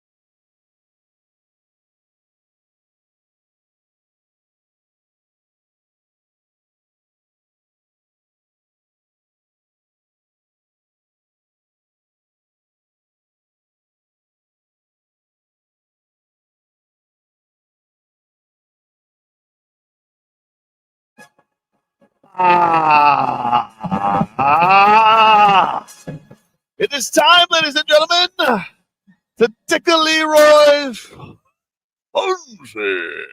My fancy is tickled. We got football this week, so we gotta go. We gotta go around the sport world to try and tickle your fancy. No, fancy is not tickled. Just because there's no football? Fancy, not tickled. No. What about the Pro Bowl games? How many times you want me to say no? Fancy, The Pro Bowl games. Fancy not tickled. Fancy, not Fancy tickled. will never be tickled. So don't quit asking me. All right. What about 8 o'clock tonight, Leroy? Mhm. The Milwaukee Bucks. 5 o'clock our time. 5 o'clock our time. Okay. Take on the San Antonio Spurs. A little Giannis versus Wemby. Tickle your fancy? No. Oh, not because of the game. Because I'm gonna be eating. Okay. Is that game on national TV tonight? No. What is? Oh, Yeah. how about this? What's up? The Jimmy Butler Bowl. The Phoenix Suns at 10 o'clock Eastern, 7 our time, take on the Golden State Warriors, who are coming off their best win of the season. Take your fancy? At 7? Yeah. Yeah. I'll kick the tires on that. My Kicking fancy the tires. is tickled. All right. Tomorrow, Leroy, at 8:30, the Miami Heat visit the San Antonio Spurs. Does that game tickle your fancy? Yes, I always want to beat them down. My Beat 'em fancy down. is tickled. Yeah. Duncan Robinson. Hey, Wemby. Duncan Robinson's coming, dude. Get your sleep. That means we get the Spurs on a back-to-back? Yep. Yeah. Yeah. You know, Wemby ain't got no muscles for that. I saw Wemby charge at Zubac the other day. Yeah. From the Clippers. Who doesn't want to charge at Zubac? Yeah, but he ain't a small dude. He's not. He I like definitely that. Be stopped careful. midway. I saw Thomas Bryant got laid out by Isaiah Stewart the other day. What? This Isaiah Stewart is a menace. This guy is a rascal. He's basically just out there throwing bows, and maybe a basketball will go in every once in a while. Maybe. He's a throwback player. Yeah. Throwback player. One way of putting it. Classic for Detroit. Oh, yeah. Absolutely. All right. Tomorrow at 1 o'clock, Leroy, Mm-hmm. early here, a national television game. The Florida Panthers take on the Chicago Blackhawks. Take Is your it fancy? 1 o'clock here or 1 No, o'clock 10 at o'clock. home? It's 10 a.m. here. 10 a.m. here. A little wake up with the cats for us. Yeah. Is it national? ABC? Okay, yeah. All right. My ABC? fancy is tickled. I like it. Get up in the morning Mhm. to a little home team hockey. Yes, sir. Yes, sir. Also tomorrow in the afternoon, we got ourselves UFC action. Israel Adesanya is taking on Nasruddin Imavov, excuse me. That gets going tomorrow. Stylebender, the former middleweight champion, back in the octagon. Does that tickle your fancy? Yeah, but we'll be at the fight. No, this is an early one though. This is early. Oh, really? Early action tomorrow. Yeah, I was wondering. It's like noon or 1 p.m. Eastern. Izzy hasn't fought in a minute, right? He fought. He lost the belt, or he lost his fight to Dricus du Plessis. So he I think fought like 4 months ago, 4 or 5 months ago. He's on back 9. He might be. You remember he got to the UFC fairly late too, because he was a kickboxer. Okay. So he might be. He fought a lot. You know, he was a very active champion. Okay. But that gets going 9 a.m. our time, noon Eastern. Leroy, tickle your fancy? Yeah, if I don't sleep in, Okay. I'll kick the tires on it. Kicking the tires. I don't care where you are. I don't care what time zone you in. My fancy is tickled. Getting up at 5:15 is getting up at 5:15.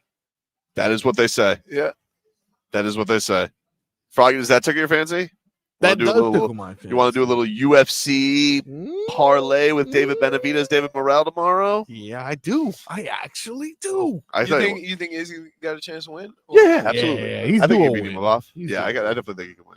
Come on. All right, we're gonna put together a. Yeah. I'm gonna put in it because I want my first one is 7-9 and win by TKO. Trying to remember, did Imavov get? Because even that right there is going to pay a boatload. What about I believe tomorrow on the card, the one-eye blind guy is fighting? Oh, Shara Bullet. Yeah. Shara Bullet's fighting. That's a good fight. I think Right? he's fighting MVP. That's a good he fight. is fighting MVP. That's He's fighting right. MVP. They Michael Venom Page. I always get confused because I just see Page and I'm like, I don't know who that is. I'm used to just MVP, but yeah, it's gonna be a good fight. Damn, that's gonna be a good fight. I don't know who to put on that one though. I think I'm gonna go with Shara Bullet. Really? I think I'm gonna go with Shara MVP's Bullet. kind of weird though. He's kind of weird. He's a very hard fighter to figure out. That's true. Yeah, that's good. It's a good card. You got a schedule What do that you you make for the For the fight? for do you mean? fights? I thought I saw like a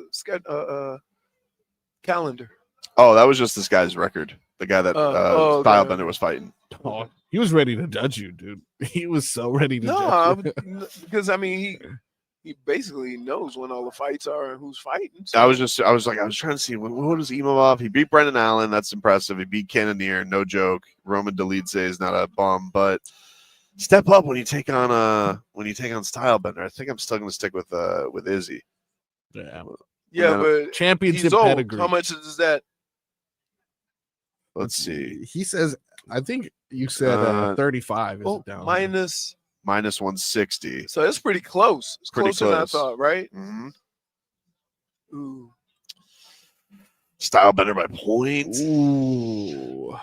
He doesn't usually go to distance, does he? No, he does. He can. It depends, but I'm trying to think of Delice. So he's been to a 5-round fight one time. Imavov.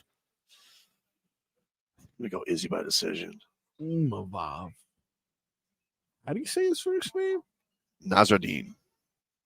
It's amazing. This guy is a Dude, wizard. this is guy this a is wizard. Maybe it's a little more French. Maybe Nasruddin. now he's back. He's back.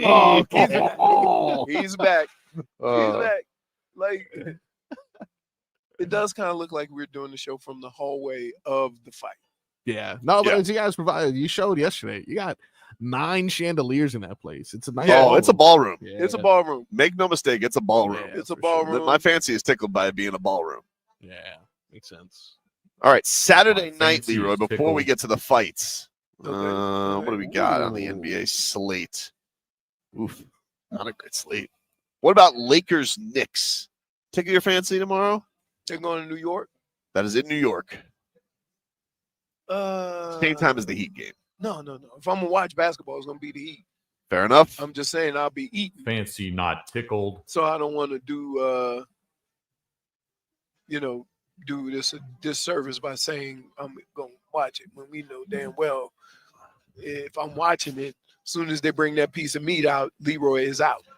At 8 o'clock from the T-Mobile Arena, David Benavidez and David Morrell. Does that fight tickle your fancy? Yes, because not even My because of the fancy is chili tickled. pepper, but for me, I'm not a big fan of lefties fighting righties because it's just like it's awkward.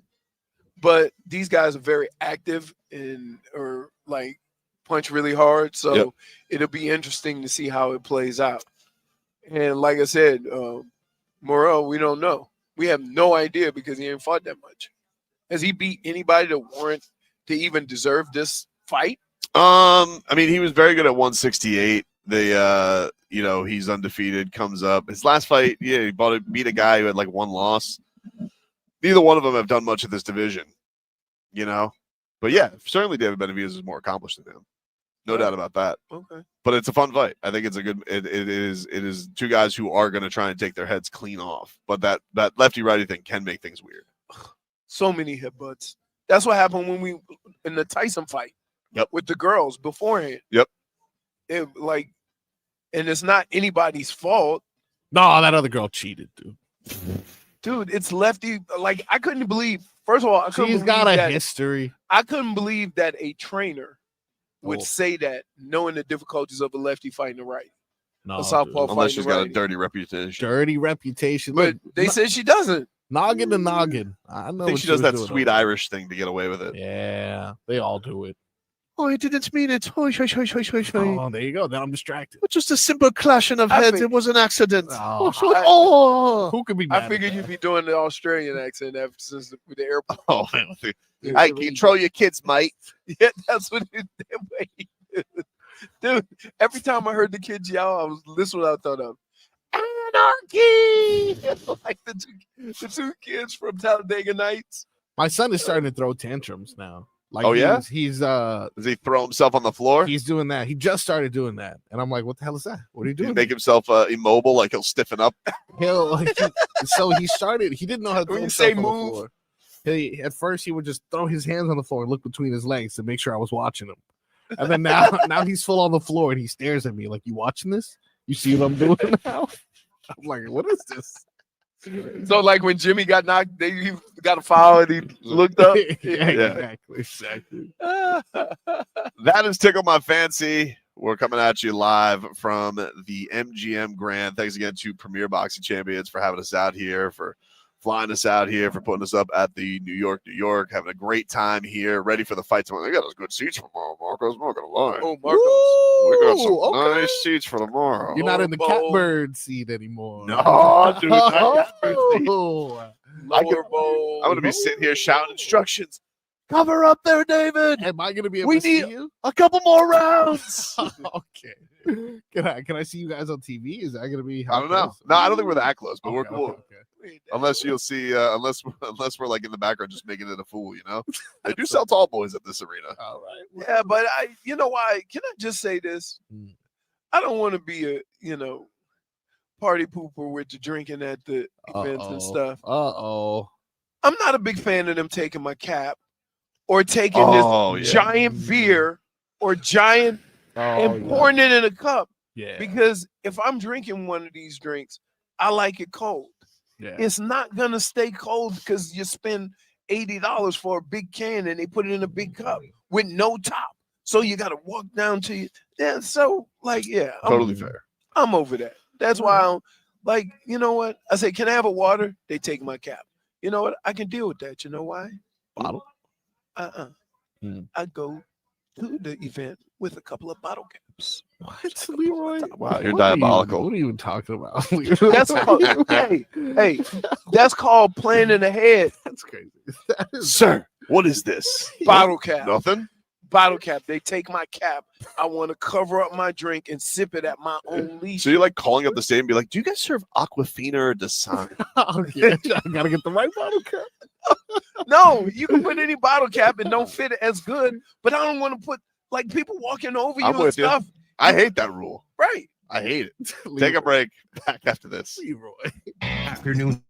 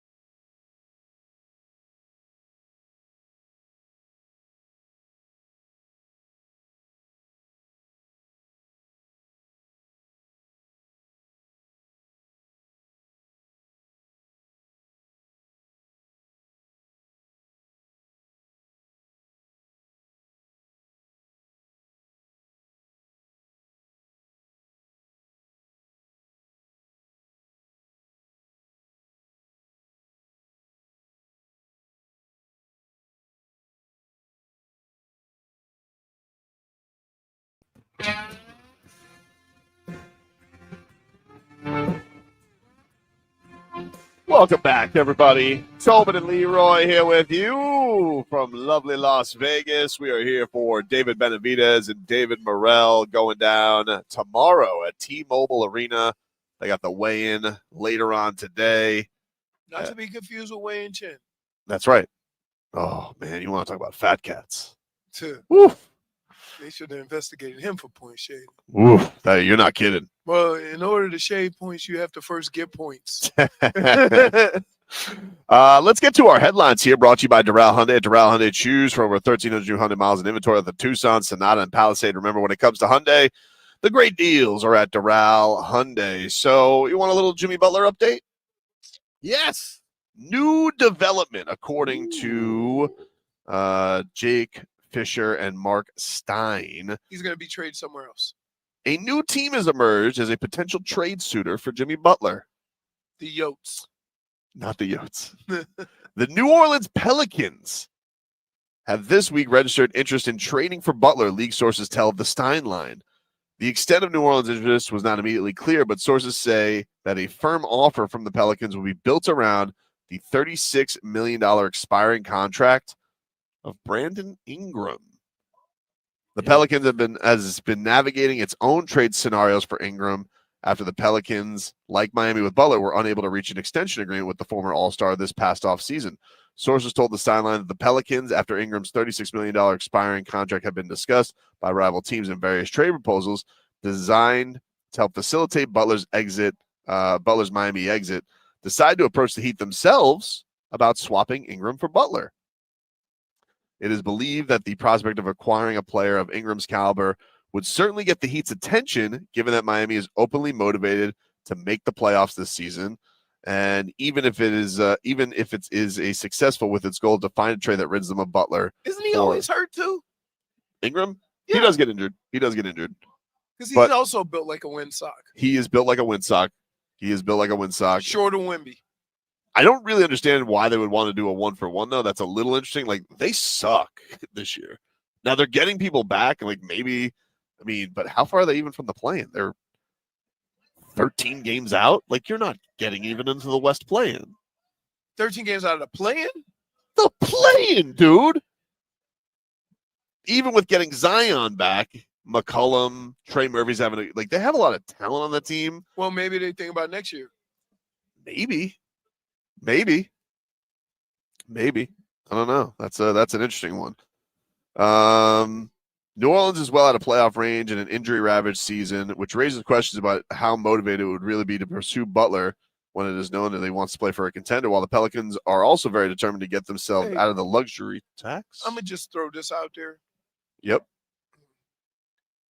When you make it as difficult as possible to be traded, yep, you can then say, I want to go to a contender. Oh, that's fair. Like, you ruined that. You ruined the chance to go to a contender based on what you've done and how you play.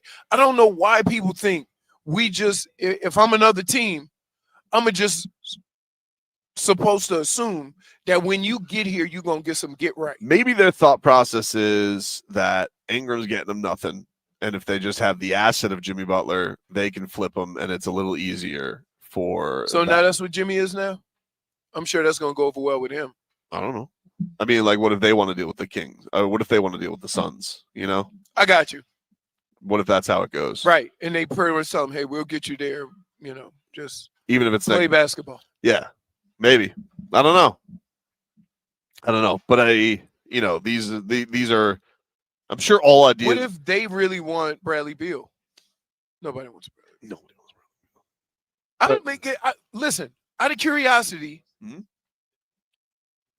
to a lot of teams, Jimmy Butler is as undesirable as Bradley Beal. Yeah.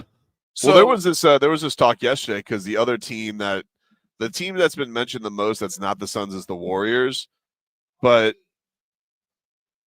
the thing with the Warriors that seems to be interesting is they're pretty openly saying that Steph Curry is pretty skeptical about bringing Jimmy Butler in. Yes. He's like, like, look, I don't think you guys or think people understand how big a deal that is, right? What Jimmy is doing, right? The thing that we can all say about Dame is I don't care what you think about Dame or you say he wasn't tough enough on Portland or whatever. He's always handled the whole situation like a professional. Even if he didn't want to be in Milwaukee, when he got to Milwaukee, he played, right? I could even go one step further with Kawhi. Remember the whole thing when Kawhi went to Toronto was that they said he wasn't going to play there. He laughed. He went there. They won a championship. Like, if Jimmy doesn't get what he wants and everybody just says to him, oh, you're just a loner, you think he's going to go there and give full effort? Unless he get what he wants? Who wants to be a part of that? That's a lot of money to be hoping. The other thing with Ingram is he's dealing with a high ankle sprain. High ankle sprain, is that for him? That's the same as a torn knee. Because, I mean, like, now you're thin shaming? Dude, let me tell you something. Look at that. He built like this with a bend. Dude. Leroy. I'm just saying. I mean, if you could put Wemby, Chet, and Ingram in a row, they can stand sideways and hide behind a sheet of paper. Have to be a tall sheet of paper. They could do it. Nobody's here. Nothing to see here. Oh, man. Miami's known to be determined to make the best Butler deal it can find at this point before the February 6th trade. He has ruined that. The best deal. Why are you yelling at the article? He has ruined that. Now all you have is a trade. You ain't got best trade. You ain't got trade to a contender. All you have now is trade. There should be no adjectives before the trade. Trade, be gone, have a nice day. Bye-bye. You did it to yourself. New Orleans has essentially joined Golden State, Milwaukee, and Memphis in grouping of teams that all have contemplated trading for Butler, even though he is not angled to land with any of them. You know, all these teams have the wherewithal to make a Butler trade. I contemplate every few years about getting a colonoscopy. What? Contemplate. I have to, but I still contemplate whether I should do it or not. I just don't see I still haven't seen the team that's going to take on Beal, though. Like, that's the thing. I still haven't seen the team that's going to take on Jimmy. Well, we know the team that wants. The Suns. Yeah, but that's the thing. Is like, yeah, I don't understand this getting Jimmy to the Suns, stubbornness to the Suns when it's like, hey, we don't have control over it. The guy's no trade clause. Getting Jimmy to the Suns is going to require more work than if I had left my driver's license at home and had to fly back home and get it. Yep. It's just it's a headache that shouldn't have been, that nobody should have been in this position if Jimmy had been a professional. I mean, if we're going to talk about the Pelicans, though. No. What? Why? And I'm also saying what? Don't do it. Why? Don't do it, because here's how. Listen, you see that look Marco's face? Mm-hmm. You know what that is? Mm-hmm. You know what he's looking for? The record button. So go ahead. I'm just telling you, tread lightly, because you always get mad when this comes back to bite you in the butt. I'm just saying. Go ahead. If we're gonna talk to the Pels, okay. Why don't we talk to him about Zion? You want that? What not? Why not? He never plays either. Oh, he's back now, though, baby. He's back. Even though he's not gonna play back-to-backs this year. Boy, but like, this is what I hate. This is why I hate fans. Dude, he looks in good shape. Y'all see a guy on TV on 2K, and y'all just want him. Throwing it out there. Realizing headache for headache. Okay, you want to give the stat? What's that? The stat that I read in the chat that I confirmed. What's that? That LeBron has played more games than Jimmy in 2 less years. Good for him. Zion has played less than both of them. Yeah. Why He played 74 games last year. He got hurt in the playoffs. Those hammies, you know? Ooh. Hammies. No. You forgetting one major word with that. That's getting him in trouble. What's that? Moon's over my head. That's a point. Come on. Hey, he got his shape. came in like Skinny Luther, right? But the music wasn't the same. You don't know nothing about Skinny Luther. Huh? Skinny Luther Vandross. He lost his fastball when he got skinny? No, he still had a little bounce, but it just, Froggy? Zion? Oh no, how about Zion. how about Skinny what's liking my that. man's the pitcher? CeCe? CeCe. Yeah, CeCe sucks Skinny skinny. CeCe. Yeah. Sucked. You look good, body look good, but he ain't have it. I'm telling you, dude, this is a mess. I'm just so here's what I don't like. I don't like when guys who claim to be team guys and professionals aren't team guys and professionals, right? There's been a lot of guys in this situation. Correct me if I'm wrong. There's been a lot of guys in this situation. Every team is looking at Jimmy and going, I don't know if I want to deal with it. Nobody said that about Kawhi. Nobody said that about all the other guys, right? Dame ended up in Milwaukee. They were happy, right? The only person that people have had these kind of questions about is Jimmy Butler. Jimmy Butler has posted on his Instagram, Akon's locked up. Huh? Oh no. Real cute, Jimmy. Real cute. You know what they say? Do you need to play Old Dirty Bastard? Hey, baby, I got your money, don't you worry. Because that's what Pat Riley's singing. By the way, I gotta say, I don't really appreciate this. What? We got a listener, a good listener, Air 305, Udonis. And he says, not Tobes, you were on the Trae 05 train. We not forget. Yeah. Dude, I don't know how many times I have to tell you Can I guys. just say this? No, I just want If a guy scores 30 points in the show on ESPN, he automatically heats up the trade machine. Dude, July sports talk does not count. I keep telling you guys this. Because it's fun season, baby. You got to throw things against the wall. We need content. It doesn't count. All I said. You're the only one who's content. And by the way, I didn't trade Tyler for him. Who'd you trade for? I don't remember. I think I traded Terry and stuff.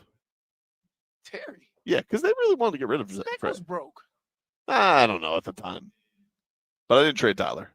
Although, maybe we brought it up when John Michaels was on this. What? I got a Miami. Miami shirt on. Very distracted. Now, did I go like this? Yes. Yeah, you did. Yeah, you did. So that is up until we saw those videos from his workout. And wait, and let's listen. I'm gonna say this. We were so excited when the team got younger and taller. Yep. Right. And you want to ruin it in one summer and go back to Garden Home. We didn't have Khalil Ware at the time I was talking about this.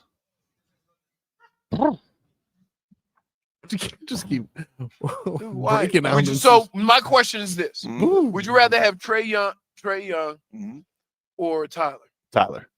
Okay, so what's the problem? No, there is no problem. I just don't like slander being thrown out on the internet. I didn't say that. You said that. I don't recall saying that. Oh my goodness. I don't recall saying that. And I was rats off a ship after I watched. Like Marcos is right. I'm gonna say this to Coach Spo, to the coaching staff who does an amazing job of developing young talent. Right? Yep. Time to develop. You got some young guys who have a lot of skill set. That means you, Jaime. Huh? What? Wow, critical of Jaime today. Wait. I'm not critical of him. I remember less than a year ago, he would have never said these words. What? No, you like. He needs to get it together. How do you say sweetener in Spanish? I don't know. Azúcar. That's Jennifer. She'll she tell don't us in show up like no more. 30 minutes. Yeah. It's very hard to get. Like she's using the time zones against us. She's like, they won't know when I'm late. Still early. I mean, she usually shows up at 12. It's getting later and later. Yep. Later and later. No, come on. Dude, the workout videos. Remember Oh my the God. workout videos. Terrible. You are can I just say this is the only guy. He gets so excited over athlete workout videos, and I'm just like, no. I'm telling you, I was on it for like 2 seconds. Give me a break. To the Trae workout. Just throwing things out there, dude. Why? Hey, just having a little fun. Okay. It was July Sports Talk. How come I was with you and I don't get the feeling that I need to go ahead on and kick rocks What do you mean? and just talk about anything? Because you're just along for the ride when I do July Sports Talk. You don't know it's July. I want to Sports fight Talk. you every July because you get crazy. Hmm. How many people has he traded? How many people has like? It's July Sports Talk. It's not the same. Oh, so If you want to criticize me from August all the way through July, have at it. But once we get to July Sports Talk is not the same as the rest. It's not football. There's no basketball. What do we have? The Marlins? It's Right. July Sports Talk. It's different. You can't hold those takes against me. I already got you. There's rules. Everybody knows this. Don't look at me like that, Frog Boy. Everybody knows the rules. Oh, you're the one making up the rules. Everybody knows takes in July do not count. I said the Gator Kohu thing in July. No, you didn't. I just try to throw things in there. For forgiving. I know when training camp starts. Well, we already got Hmm? in 2 years. Told me like Jaime needs to go bye bye. Who texts that? This is for old chats. Mm-hmm. Look, Let's this see. is the pictures. Hard to say.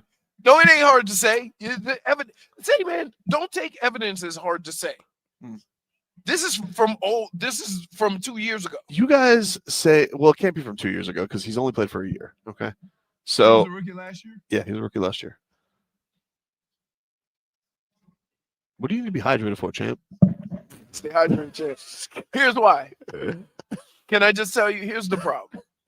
So at night, I have to buy something when I go up to the room because I got to put my drink next to the bed. Yeah. When I'm thirsty at night, Mm-hmm. and then I got to get me a Celsius when I get up in the morning, right? Yep. And because coffee's not available, so that's why I had this, and this was the only one. Like I wanted zero. Gotcha. Because I didn't want to be drinking all that sugar. So take a break here on the show. Back with more after this. The Heat are in San Antonio.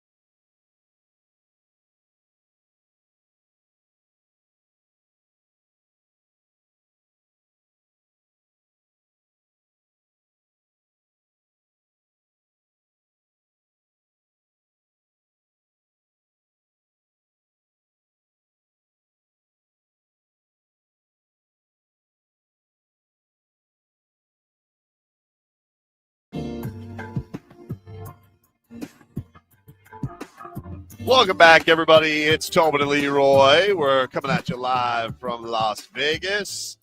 We got David Benavidez and David Morrell. You want your volume turned down? Yeah. Too loud for you? Yeah. Is that better? Yeah. All right. Oh, hello, Jennifer. Nice of you to join us. Hello. Yeah. Yeah. Did Can we you guys talk about have a how question for me about sweeteners or something? Oh yes. How you say No, that? we asked all the questions. Well, I the think lady- it's endulzante, something like that. Because dulce Yeah, you got means that dulce sweet. de leche. Yeah. The lady in the little store, the Harley-Davidson store, was very aggressive. Very aggressive. What do Very you think? aggressive. That phone call was just very chaotic. It was. No, because the last time we were here, the store was in the airport, was the only store, and it was closed for remodeling. Since then, they've opened one up in the hotel. So they got all the good shirts in there. So I was like, I don't know which one to get, and I don't know what size. And well, let's just call FaceTime. She just rando. What? Very aggressive. The lady was aggressive. Very aggressive. She took over. I was very Right. confused. She's like, Right. don't touch my shirt. Stop the shirt. No. Let's get to a little cat talk here, brought to you by Hollywood Kia. At Hollywood Kia, the big game is here. Tackle game-winning deals in the handoff drive-off event at Hollywood Kia. Get $1,000 lease bonus cash towards your new Kia. Plus, we'll double your down payment up to $3,000. Visit them online at HollywoodKia.com. The Panthers will play the Blackhawks tomorrow, and this just coming across the wire. Sergei Bobrovsky will get the start tomorrow in net in the early game. 1 p.m. face-off from Amerant Bank Arena. Got a little early action with the Cats. So check that on out, everybody. Bob in net coming off of his shutout. That's your cat talk. Bobby. Hey, Bobby. Hey, Bobby. Hey, Bobby. Talking about this Justin Tucker thing on First Take, huh? Strange. He's had an off year. He's another one. Did you see? Like, you know what the thing that's crazy about this when these stories happen? Because this happened with Terry yesterday. Yeah. And so, like, the Terry things happens, and then people are like, look at this. We got some weird Terry Rozier tweets from 2021 or 2023. I'm like, oh, wow. And then, like, the Justin Tucker story goes, and if you guys don't know, Justin Tucker has been accused of behaving badly, getting his Deshaun Watson on at many massage parlors, so much so that some are banning him. And this was a report from the Baltimore Banner that was spanned from 2012 to 2016. But then there are even tweets from 2021 that's saying this dude is never coming back to a massage parlor again before this story even breaks. So it's like, and by the way, he stunk this year too. Yeah. So you got to wonder. It's like, Maybe it's been out there. maybe. Look, maybe. As a man who You know what? I would have questions. Let me ask you. And I'm not saying He denied it strongly. He put out a gazillion I'm- page thing, but I'm not saying it is or isn't true. But let me ask you this. Would you have questions if it's the same lawyer? I don't think it is. No, that. Oh, the Busby guy? Yes. Not really. No? No, because if he specializes like in it, you know, That if sounds it's like success- advertising, though, I don't know, right? but I don't believe it is the same lawyer. Okay. I believe he's a Texas lawyer. This is happening in obviously Maryland. Okay. But no, but the thing that was crazy about it is the story that they wrote spanned from like 12 to 16, and then there were these tweets that were even coming out like 2020, 2021 that like were just kind of out of nowhere. That because like why would anybody search up like Justin Tucker massage? But then you have these tweets, and these people like had to like protect their tweets so they couldn't get harassed by Ravens fans. But I don't know, man. You know, like the Deshaun Watson thing, you know, it's snowballed, and now you have a guy. I mean, obviously at a different point in his career. Yeah. You know, people are starting to wonder, is he donezo? But he's also a kicker, a legendary kicker. But you have to wonder, like, are the Ravens gonna be like, let me Gonna explain deal with all something to this? you. It doesn't matter what you are. There's certain things that happen in today's world where you are not, it's not happening. You know what I mean? It's just not. So, I mean, I don't know how to, when people are accused stuff like this, you don't even know how to react because you don't want to diminish it, right? You don't want to diminish it, but you don't want to just call a person guilty. Of course. Right. But we don't do that in society. Right. We don't, but it's also like it's it's one of those things too where it was a story that was obviously pretty prevalent a couple of years ago with Watson. Yes. And now this seems to be like another issue of a guy who, a lot of the similar traits that were going on with that story happened with this one as well. Like right. Massage therapist not feeling like, and again, I don't know. Yeah, right. I don't know if it's true or untrue, but a lot of the same things of like massage therapists, they have an athlete client, their clinic doesn't want to lose the client, right? And then some people are like, all right, we banned him, and so he's like on 9 different massage parlors over the span of years. So I don't know, but it's a pretty wild. Yesterday was a pretty wild day with stories between the Terry Rozier gambling and now this Justin Tucker massage. Crazy. This is very strange. As a man who may or may not have went to 5 different gentlemen establishments in a 24-hour span in Baltimore, they're all right next to each other. People are pretty friendly there, really nice. They're coming out and making these accusations. I don't know, man. I always feel like where there's smoke, there's fire, dog. I don't know. You would never, I'll never hear, Dwyane Wade got caught up in some, you won't even hear the allegations of those kind of things sometimes. I feel like where there's smoke, there's fire. It definitely feels like this is one of those where it's like, all right, well, what do they have to, what is the gain of all of it? But we'll find out. I'm sure this is not going to go anywhere anytime soon, even with his long denial. We'll take a break. Back after this, mix things on up.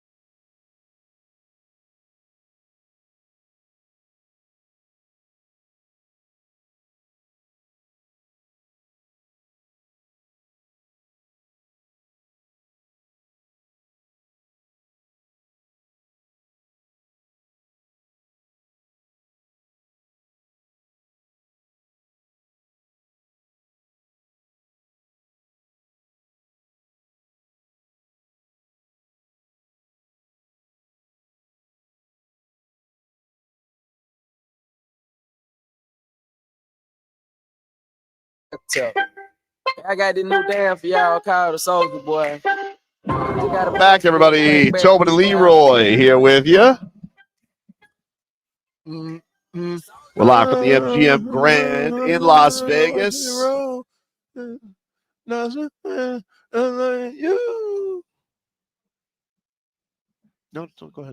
No, do it. No. Don't look at him. You're the one who stopped singing. Okay. I'm glad they sang for you. I'm just saying. As you can hear from the background, we're here live from You can never MGM call me. Grand. You can never call me loud again. That's not true. That's not Because true. I'm gonna just say. I like how you think that you're not at the same level. It's like, oh, I'm not that. It's like, kinda. Really? No, I'm not. No, kinda No though, dude, but chance. kinda. No chance. Kinda. You were doing that yesterday. You're like, and usually I'm loud. I'm like, yeah, I do. Anyway, we're here at the MGM Grand for David Benavidez, David Morrell. Thank you to Premier Boxing for flying us out here and putting us up at the New York for the travel and accommodations. We always love coming out here for the Radio Row boxing events. We're excited to be there at T-Mobile Arena tomorrow. If you guys want to buy it on pay-per-view, 8 o'clock is when your main card starts. You got Jesus Ramos, Jason Rosario, Brandon Figueroa, Stephen Fulton 2. We spoke to him a little bit yesterday, but we had a recording issue. But he was funny. He's a funny guy. Yeah. We'll never know. Hey. He was a funny guy. No. Tobin did the thing again. What did I do? Got him to cuss. I did. Always this Always, dude. Up to your and he's like, shenanigans. he's laid back. Very too. laid back. Very laid back. And then Tobin asked him a question. He said, bleep him. How late He's in like this that interview calm was voice. Wow. Just added an F. Are you muted, JFig? I didn't hear you there. Oh, How late? Hello? Yeah, we can hear you now. Yeah. Okay. How late in the interview was this curse? Pretty late. Yeah. So you had him going. But the problem is, he was trying to do this whole thing. I he was- changed my mentality, and I'm like, oh. I'm like, so you don't have a problem with him saying that he won the fight, even though he very clearly didn't win the fight? Bleep. He goes, F him. So here's the other thing. He's very laid back. Almost like the mumbler from Seinfeld. But because the sound wasn't up enough, you can't hear him. So we only hear us. This is from Anthony Chang of the Miami Herald before we get to mixed bag here. What's up? Tyler Herro says he expects to take part in the 3-point contest during All-Star Weekend. Cool. Third most 3-point makes this season. I tell you what, I bet you if he wouldn't have got announced to that All-Star team, he wasn't doing it. I don't think he was going to do it. No. Only if he got named. But he got named. Leroy, you named the All-Stars that made it in Heat history. Can you name the 3-point champions in Heat history? One guy won it twice, right? Not with the Heat, though. Oh, not with the Heat. What about when they bring the guy out and he just has NBA on his shirt? The dude from the Bulls, when he won.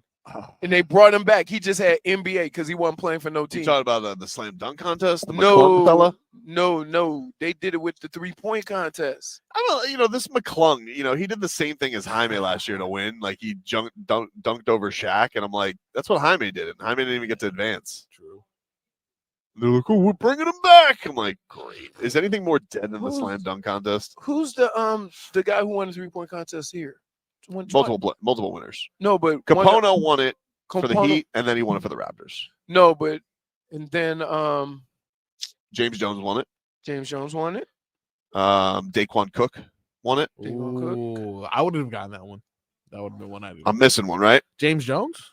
I said James Jones. Oh, okay, sorry. Craig Hodges did it 2 years in a row. Craig Hodges. He won 2 years in a row, but didn't he have NBA on his shirt because he wasn't on the team?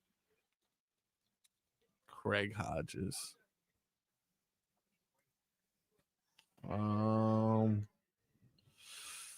Wayne Ellington? No, he participated. He didn't win, though. Yeah, Wayne. Duncan did it. He didn't do so good. Tyler did it once. He didn't do so good. This used to be there. Do I have all three? Or is there a fourth one? I feel like I'm missing a fourth one. Yeah, there's Glenn Rice.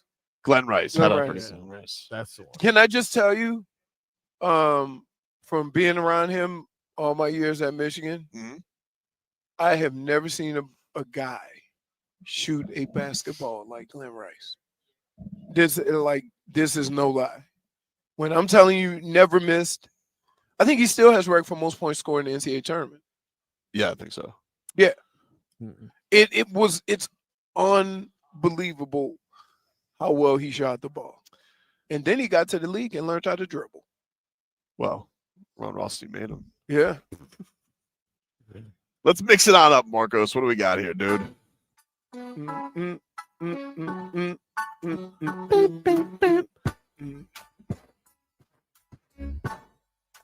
They used to call me Glenn Rice on the court when I used to take. No one called you that. Stop it. Nobody called you that. Sorry. Extra Rice. They used to call me Extra. Sorry about that one. Extra Rice. Small correction there. We are opening up this mix bag with a big ol' I told you so. Oh, you're talking right to Tobin, right? Coming. Oh, this is for everybody. This is for all of America. This is for the whole world at this point because she's global. He's working his way up there, draining her of her powers. Travis Kelce. Oh, man. What happened? Yeah, he admitted he loves being the villain. I love it. At one point in time, it wasn't that. And you were the cinder. You guys were the darling of the NFL. Yeah, I was the do you feel bad for him guys, and you're now the heel. I'm enjoying doing this with the guys together, the guys that we have in there, because it's like it just makes us even more of a family. He said this. You know what? Here's the problem. Here's the problem. It's not his fault, right? It's not Kansas City's fault. It's our fault. Because, we were so happy when he finally got one. We were so happy when Mahomes won it. You're like, oh, could this be? And then they start winning everything. You're like, nope, too tired, heel.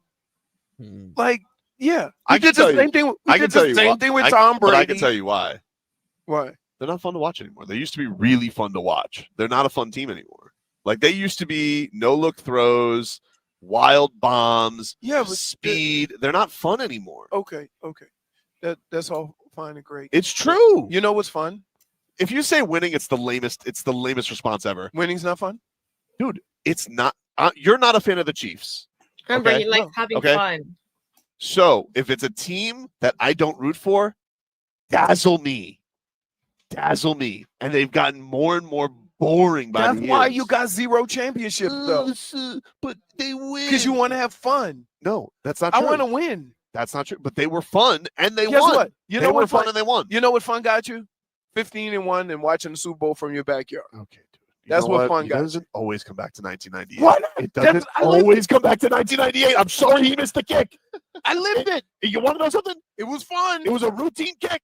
It was fun. It was a routine kick. It was fun. fun. Nothing to do with you. We had fun all season. Okay. Watch Super Bowl from my backyard. Fireworks. Denver Broncos. Terrell Davis was fun. What?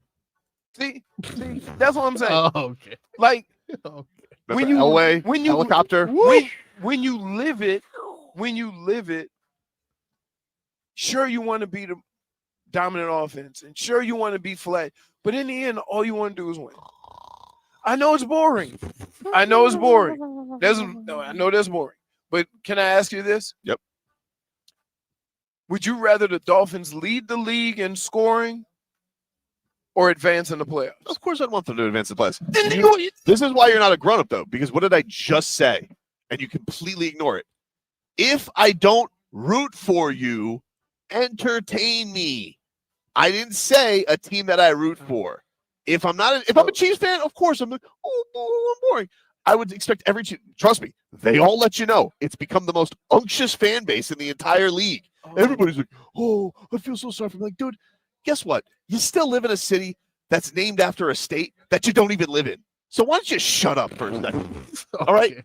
Second of all, you guys haven't been interesting since Patrick Mahomes had that unbelievable incompletion like 4 Super Bowls ago.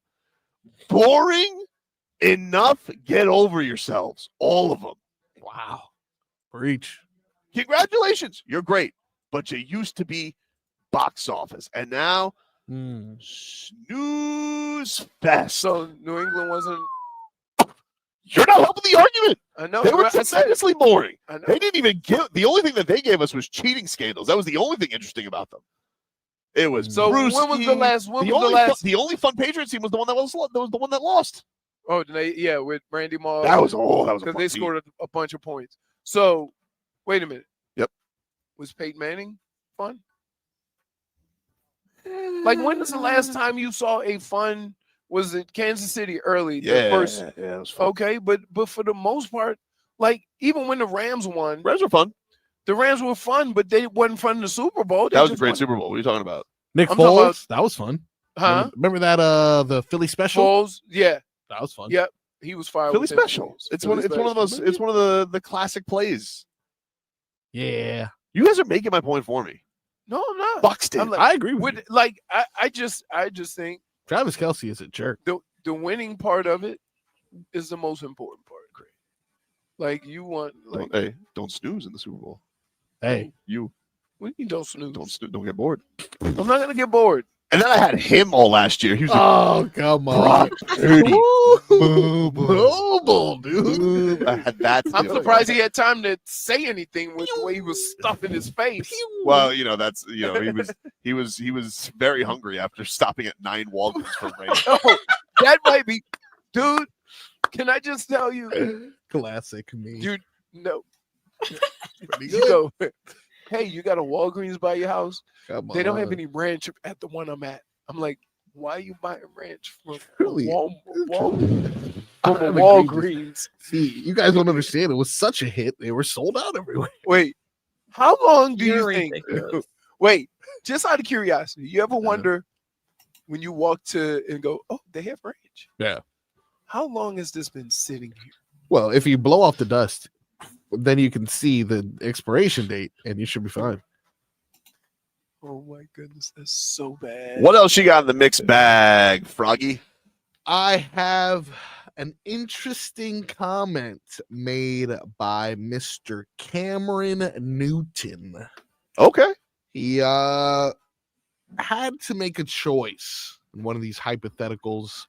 Would he trade his MVP trophy for a Super Bowl trophy? And this is what the former first-round pick had to say. I ask you, Cam, if you could give back that league MVP for a Super Bowl championship, would you do it? No. Oh. Really? Really? Wow. What's more important, impact or championships? Everybody's not going to be Michael Jordan. Everybody's not going to be Patrick Mahomes. Everybody's not going to be these individuals who have the luxury of saying, hey, I not only dominated this sport, but I also have championships to back it. Like, let me remind you, Brad Johnson won a Super Bowl. Trent Dilfer won a Super Bowl. Respectfully, Nick Foles won a Super Bowl. So, yes, when you look at those guys and you say, okay, what's more important? Would you have preferred to win a Super Bowl? I think that's the humble approach. But if we're being honest, the impact of you holding yourself accountable to say everybody has a responsibility to do. And you can say as an MVP award winner or an All-American, you've held yourself or you've held your end of the bargain down. And that's what it really comes down to for me. I know that's not the popular pick. I'm trying to be popularized. But my take is I'm taking individual success because I did my job. Football is not about one guy trying to do 11 jobs. It's 11 guys doing one job. And if everybody does their job best, famous words of our coach Belichick, just do your job. Do it.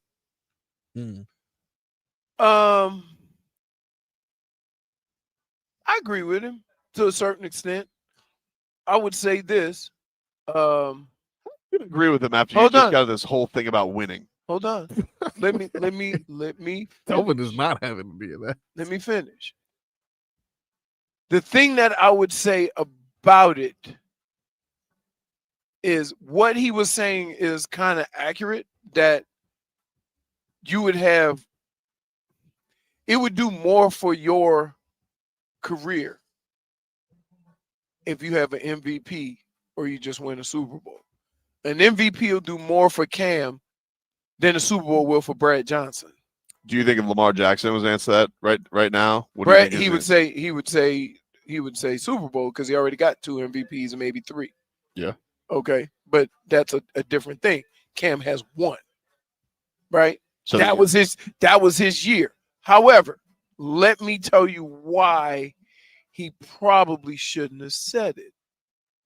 Okay.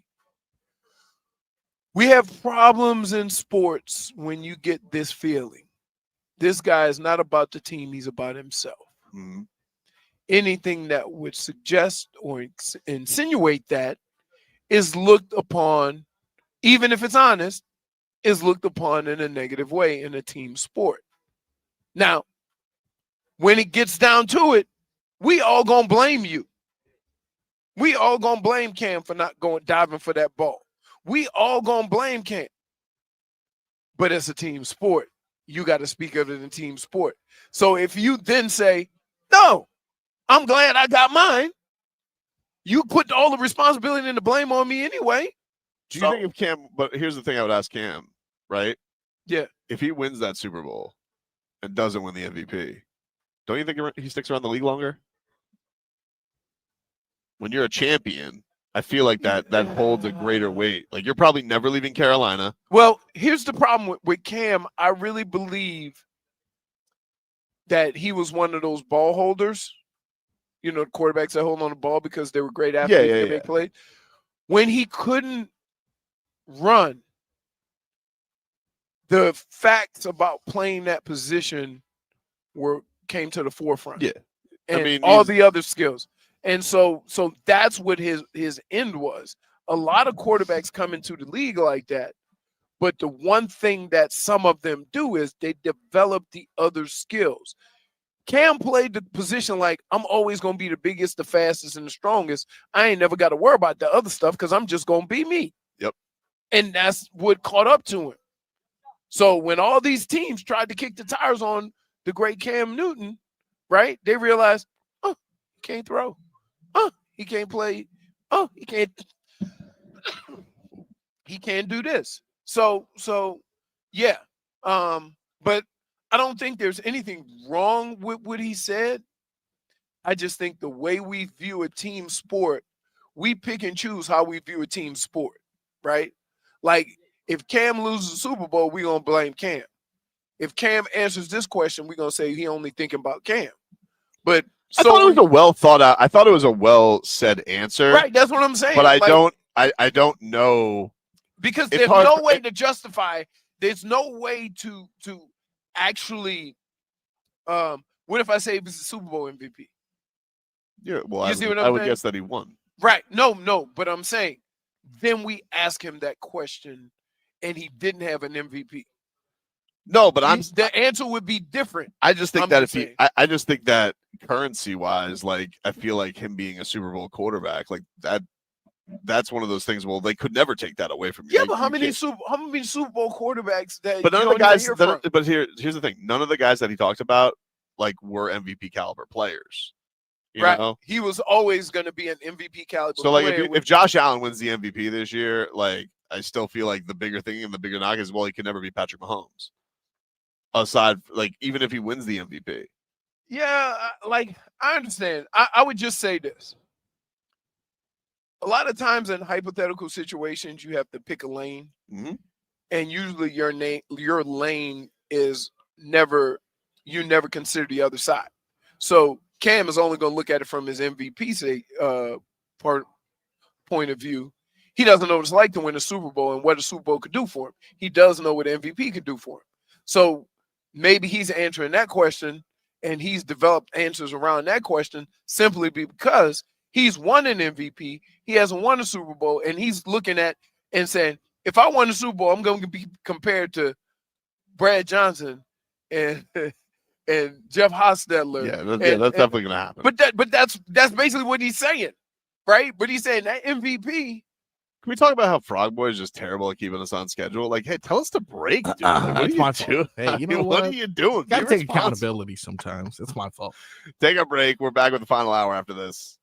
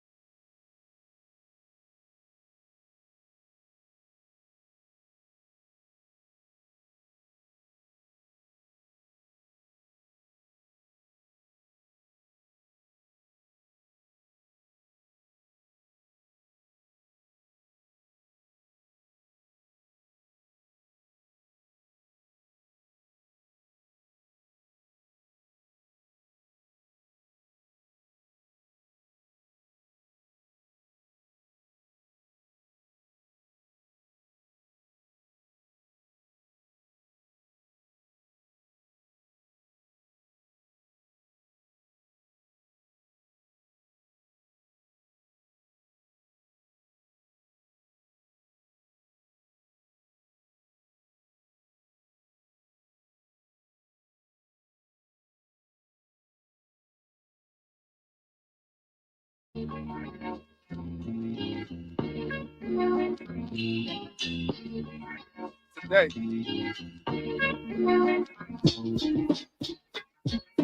All right, welcome back, everybody. Tobin and Leroy with you live here from the MGM Grand. David Benavidez, David Morrell live on Prime. Pay-per-view tomorrow, Premier Boxing Champions event. Appreciate PBC having us out here, accommodating our travel and stay at the lovely New York, New York. We're having a great time here as the weigh-ins, the official weigh-ins are wrapping up as I hear. So far, no issues.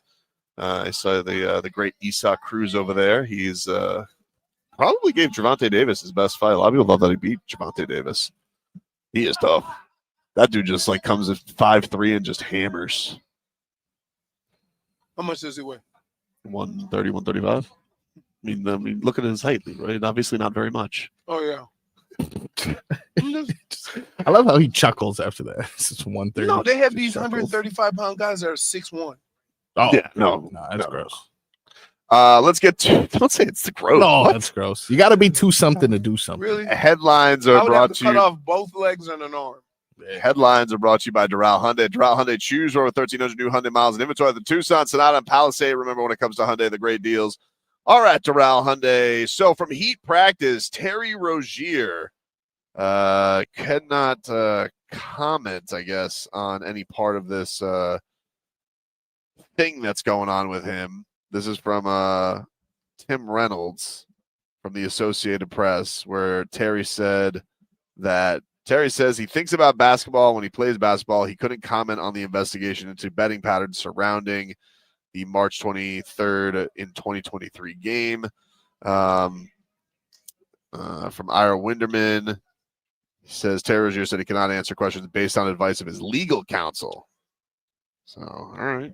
I mean, all right.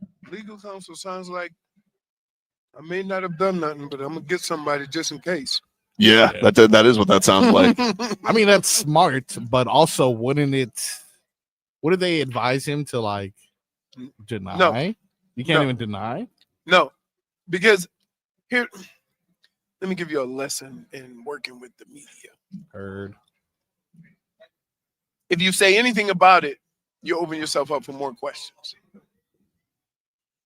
So True. even if you say, listen, I have nothing to do with this, I don't know what's going on or whatever, then why would they? And the questions just keep going. And then you know what ends up happening? Tyreek Hill situation, where it just built up to the point where you say something crazy, because you're frustrated. Wish you showed that much fight on the field. Should have asked some more questions. That was a problem. Eric Spoelstra from Anthony Jang. Eric Spoelstra says there's no change in Terry Rozier's status with the team amid the news of the ongoing federal investigation. What a crazy time we live in right now. What a crazy time. What is happening right now? A bunch of hoopla. There's a lot of going on. There's quite a bit indeed. Luckily, I tell my mom all the time, I'm just glad that I'm not famous, that people know me every now and then. You never know, man. I don't want, I just want to enjoy my life. Yeah, it's tough for me to deal with, walking through the streets, being recognized so often. But I mean, as soon as you People yell at you and tell you to grow up. Is that what you're Frog saying? boy! No, you know what they do yell at me though? Fix it. Fix it. People do yell at me. It's a proper thing. It's a proper thing to say to you, to be honest. Fix it, dude. By the way, I haven't had a payday in years. Where did you even get that? I was walking by the little stand. You got First, I went to the Wade. food court. I went to the food court, Mm-hmm. and first of all, there is nothing that I despise more. Hear me clearly. Than a chicken place that makes a chicken sandwich out of chicken tenders. Ah, okay. You rats up a ship on that? I hate that. You want a patty. Right? Because you might bite it, and then two of your things fall off the sandwich, and it's done. You know what I've noticed with you? You're very concerned about things falling off your sandwich. You got to have a tighten grip, dude. It's actually okay. Hold on. And tacos too. I'm just saying, like, he's like, oh, it's going to fall out. I don't want the jaws of life on my food. Dude, I've never had issues with things falling out of my sandwich. Even with chicken tenders? No. Chicken tender sandwich? Put that grip on it. Put that grip on it. Grab that sandwich, Leroy. This doesn't sound right.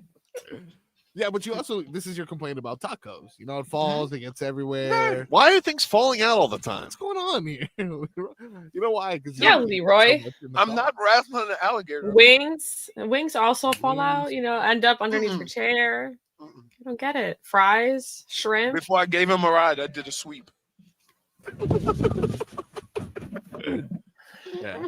Oh, my God. I did find some unmentionables under there, though. Wow. M&M's. A couple of fries. A blow pop. What? A blow pop? Must have dropped it. What? Nunya Buzz just says, hey, Tobin. Hey, Nunya Buzz. Oh, really nice. Oh, Really okay, nice. hey. I found a blow pop. I found waffle fry. Oh, that definitely slipped out of your hands. What else? Does he have anything underneath him right now? That's a question. No. No, good. Oh, No, goodness. can't say that it does. I put the official Give Tobin it 45 grip on more minutes. Wait. I put the official Tobin grip on it, and so you don't lose anything. What are you, dude? If you have to hold food that tight, don't eat it. Eat something else. Well, how about you stop letting stuff fly out of it? Like, hold on to the rock. I mean, so look, We'll check on I love wings. Wings come with a little handle, right? Yeah. Wings come with a little handle. You were breaking down the wings yesterday, too. He's like, No. You know, if after you had, like, so I drank like half of my beer, and I had a drink, one drink. I just You wanted can't one call it a beer. Call it a cider, please. drink. Okay. no, it was a beer. I had a drink, and I like felt a little buzz for a reason I hadn't had a drink in a long time. So Okay. and we were sitting there, and you know how you're sitting there and you're watching a little hockey on TV, you just start thinking about stuff. So I start analyzing the chicken wing. I'm sorry. Like, He goes, feeling a little heated there on the eyes? That's the vinegar. Oh, okay. It's like, Oh, thanks, Leroy. no, I'm saying I know. He's like, people always think it's the sauce. No, you're a jackass. Here's what I said. I said, are you feeling a little, you getting a little hot? You're starting to sweat? I said, people think it's from the heat. It's from the vinegar. Okay. This guy's deeply breaking down. Bill the Nye science. the wing guy. Oh boy, dude. No, I can't take no more. Did you have any incident with an Uber and the We haven't- No, we haven't Ubered yet. We haven't- No, I haven't seen him lose okay. a fight to a seatbelt or nothing like that. Well, let's make sure about that. Keep an eye out, okay? No, because here's this guy. He sees I'm struggling with it. And he's like just sitting there going, I can't believe you get your ass kicked by that seatbelt. It's no longer technology now. It's just objects. Right to think. He's going, too rough. Light. You're like,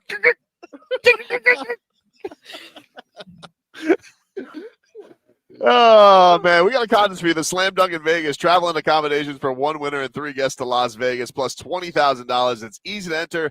Just download the free Odyssey app, log in or register into your account, and you listen to WQM or any participating station. You listen each day for a minimum of 1 hour for your entry, and you can do it every day. The Slam Dunk in Vegas, a great prize, and your chance to win. Listen to WQAM on the free Odyssey app. Travel dates are March 17th through the 22nd, 2025. And it's a national contest. We'll take a break, get a little 15 minutes of heat for you coming up next.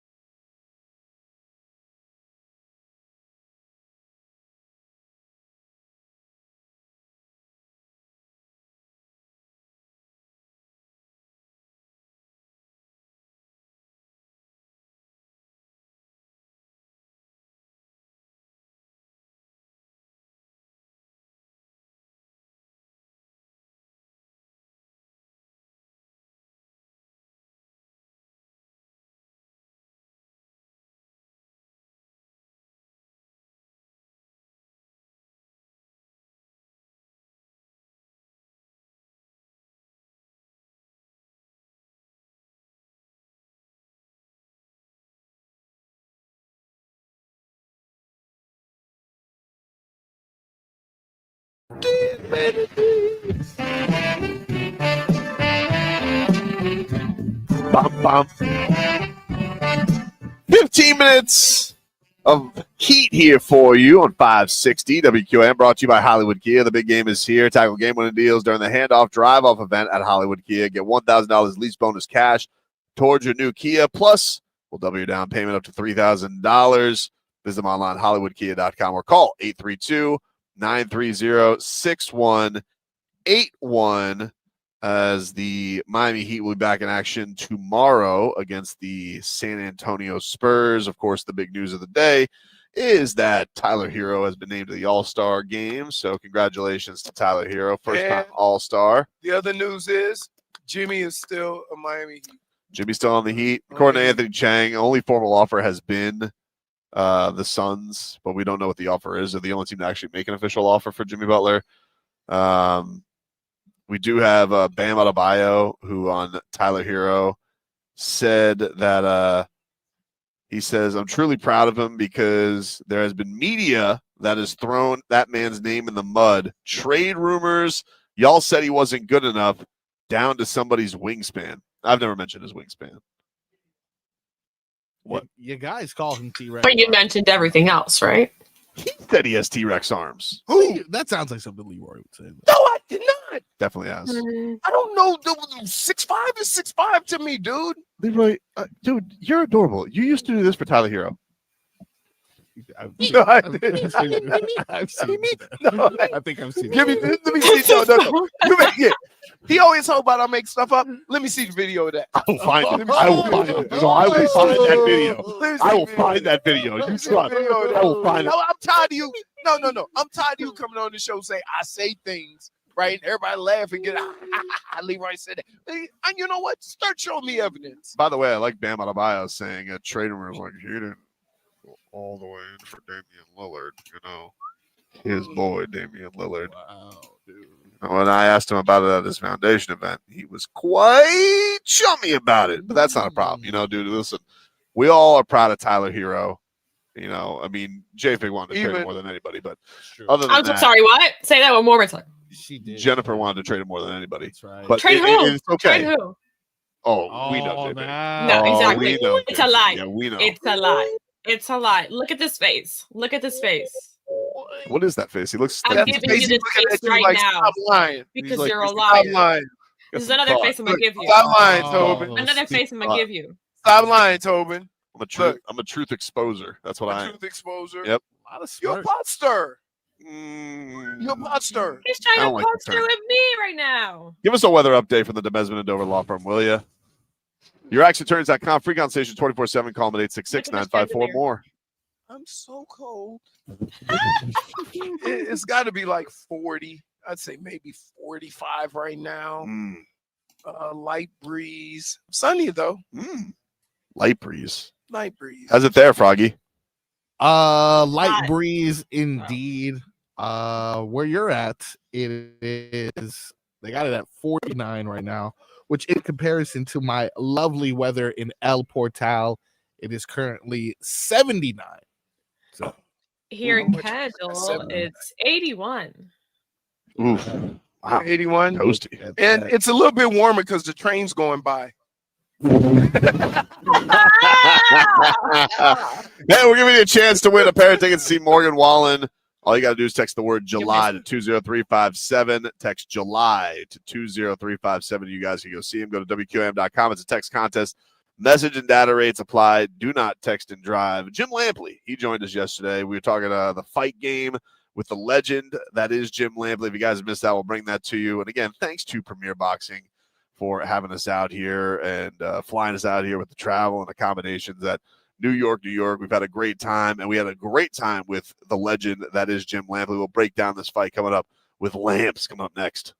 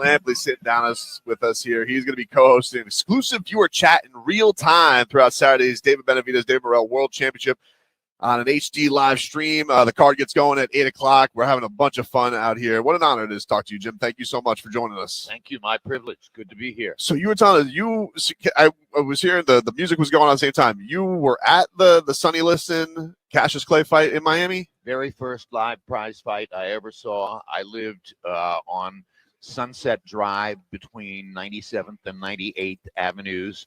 I think I was a 10th grader, or maybe I was either a 9th grader at South Miami Junior High or a 10th grader at Southwest. I think I was a 10th grader at Southwest that particular year. I saved lawn mowing and car washing money for what felt like months, might have been several weeks, but whatever. I bought a ticket, single ticket to go to Cassius Clay versus Sonny Liston, February 25, 1964 in the Miami Beach Convention Center. My mother drove me over and dropped me off, and went to a bar probably or a restaurant in Miami Beach and waited for all of it to end. And I watched what was, at that moment in time, the biggest upset in boxing history. Did you feel it? Did you realize it, like in that moment, even as a kid, save up for it? Like you obviously had a love for it. So did it feel that big at that time? My motivation was Cassius Clay. I was in love with everything about Cassius Clay. And I wound up, I had a kind of a mentor sitting next to me. There was a middle-aged guy who was obviously deeply intense boxing fan. And he made certain that I understood the level of upset that we were looking at. You know, he was guiding me through the whole fight. And I'll never forget the moment in round 4 when Clay landed a right hand on Liston's cheek, and the cheek popped open, a little cut, and blood spurted out.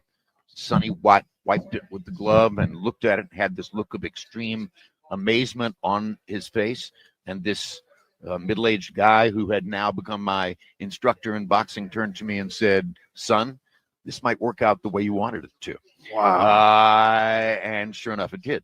So, I went home that night to 97th Avenue and Sunset Drive and got up on the roof of our crappy rented tract house and shouted, "I've upset the world. I'm the greatest of all time," et cetera, et cetera.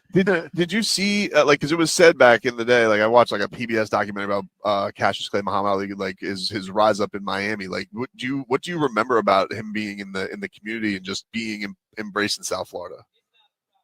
Well, the single biggest thing I remember, because he was my chosen #1 hero in life at that moment, was that 2 days later he stood on a street corner and told 3 boxing writers that he had changed his religion, he was changing his identity, that he would no longer be Cassius Clay, he was now Muhammad Ali, he was a member of the Nation of Islam, et cetera, et cetera. That was so jarring to me. That was so difficult to accommodate. I had fallen in love with this guy who was using a slave name, Cassius Marcellus Clay, to taunt the white establishment. I loved that part of him. How's he going to taunt the white establishment as Muhammad Ali? Well, obviously that took it to another level, but at that time, I didn't fathom much of anything about that. And I felt as though I was losing something. He was taking something away from me by changing his name from Cassius Marcellus Clay to Muhammad Ali. Later, of course, because of my genesis in boxing, we met each other and became friends. And there's actually a spectacular moment in my life when I was the MC of the United States Boxing Writers Association Awards dinner in New York in 1988. And I had a daughter, child of divorce, who was living in Manhattan, and I brought her to the event. And at one point I had to find somebody to watch her in the green room for 2 or 3 hours in the afternoon while I went and did some business for the dinner. And I looked around the green room and said, "Who can do me a favor and watch and entertain Brooke while I'm gone?" And Ali stuck up his hand and said, So you got I'll do that. So Muhammad Ali, the babysitter. He babysat my daughter for 2 or 3 hours. Then that night he called her up from the audience to come sit next to the two of us on the dais because he could tell that she was not comfortable with the people she was sitting with. And he brought her up and he sat her on the dais next to me.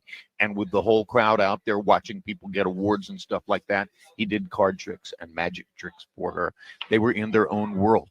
And in the cab on the way back uptown to take her back to her mother's apartment, she turned to me in the dark and said, "Who was that man?" And I said, I said, "Wow." Now, you thought the world of him before that moment. Oh my God. But after that moment, you're like, I was right. Well, it was just one of many moments, Right. and they're in the book, which says to me, your life is astonishingly lucky, special. Right. It's a gift. You have to appreciate every moment of this. She turns to me in the cab and says, "Who was that man?" I said, "Brooke, that's a long story. And when you grow up completely, you will learn it. I'll tell you some of it you'll read, et cetera, et cetera. I'll just give you one thing to take to bed tonight." She was 8. I said, "To take to bed tonight, he's the most famous man in the world. And not only is he the most famous man in the world, you can't dispute it. There's no logical argument against that. I could say that to somebody who hates his guts, and they would agree, yes, he's the most famous man in the world." Right. And she said, "Dad, I just spent several hours with the most famous man in the world, one-on-one." I said, "Yes, you did." Man, that's really cool. Now, you've been around boxing your whole life almost. I have been a big complainer of boxing that we don't get to see the fights that we deserve as fans of boxing. You could have said that in 1921. Really? Okay. Yeah. And then that's where I was getting at. But these 4 guys that are fighting for these belts, it is amazing to me that no division works out like this where they fight this close to one another. Every once in a while, you see a fight card that comes out of the Cracker Jack box, and you say, "Wow, look at this. The sport did something right." Right. People did the job. The promoters got the right fighters to fight each other. So this is a great card with a great main event. And I think there's every reason for people to be tremendously excited about Saturday night. And the main event is a classic style fight, a southpaw technician with punching power against a monster destroyer with even more exceptional punching power. Right. Jim Lampley joining us here. He's got a new book coming out. It Happened. You were going to make a return to broadcasting for a Miami card, I think, for Teofimo Lopez, George Kambosos. I remember being in the room when we found out Teofimo had COVID, and it all kind of sent things spiraling. But, was there ever a part of you, Jim, that just, missed out on getting that opportunity? Because that was going to be, this undisputed lightweight championship. You were going to be back, and then all of a sudden it kind of turned into a circus where, Holyfield was back in the ring and whatnot. The whole thing and domino effect went away. But I was almost as excited to hear you back on the call as I was for the fight. When HBO left boxing in December of 2018, I reflexively assumed that one of these streaming services or another boxing vendor would make me an offer I couldn't refuse, and I would wind up calling boxing matches for a few more years. Didn't happen. Just crickets. Nothing. That's crazy happened. to me. Then eventually, through the auspices of a manager in Los Angeles with whom I've broken up now, I signed a contract with Triller, and for an extraordinary sum of money to call that fight. It was a walk-in entry contract. It was Triller's way, paying me a lot of money to basically say to other services, "Okay, we've got him. This is done," stuff like that. And I never called a fight. So I have not called a fight since December 8, 2018. The last card on HBO, which was built around Cecilia Brækhus, the #1 woman fighter in the world at that moment. And now I work for PPV.com. I'm a pioneer in a new medium of communication, which is the collectively shared chat, a community enterprise. During the fight, I chat. The 3 other people who are working for PPV.com, Chris Algieri, Dan Canovio, Lance Pugmire, they chat. People who have accessed the pay-per-view of the fight join in, and they can chat back at us or agree with what we say or whatever. Oh my gosh, I can't believe I'm talking boxing with Chris Algieri, that kind of thing. And so this is, I don't know, about my 7th fight with PPV.com. And it's been a great experience because it brought me back to ringside, brought me back to talking to people like you. Like, I guess from that standpoint, you thought that somebody was going to come along. Like, what do you think it was, Jim? Because like, I haven't heard, like, as a big boxing fan, I haven't heard anybody close to you, man. No one touches what you bring to fights to fight fans. Well, look, I'm 75 years old. Okay. So logic says, whatever we do with regard to this guy, there's not a lot of future in it. He's not going to be calling fights when he's 85. And that's true. I don't think I would allow myself to verge into that territory. I did expect that someone would want 4 or 5 years of the voice that has more currency and recognition for boxing fans in this arena right now, but that didn't turn out to be the case. And I think there are possibly some personal animosities that go into it, but I don't know that for sure because I'm not going to ask anybody, you know, hey, do you hate my gut? I mean, like if you're doing a promotion or you're putting together a card, I mean, I don't understand. The first person I would call is the voice most associated with boxing in our era. Well, and that's the way it's always. Listen, it's always been that way for me. Like I turn on a fight, I'm like, oh, who's going to fight? Of course. Well, maybe the people who are making these decisions now disagree with you and think that the guys who are calling the fights are better than Jim Lampley. That's one possibility. Right. Another possibility is, oh, he's 75 years old. He's just going to be doing it for the paycheck. How much work would he put into it? Ask the people at ppv.com if I still work. Right. I think they will tell you that I do. So, you know, at the end of the day, thank you, Fred. That's very kind.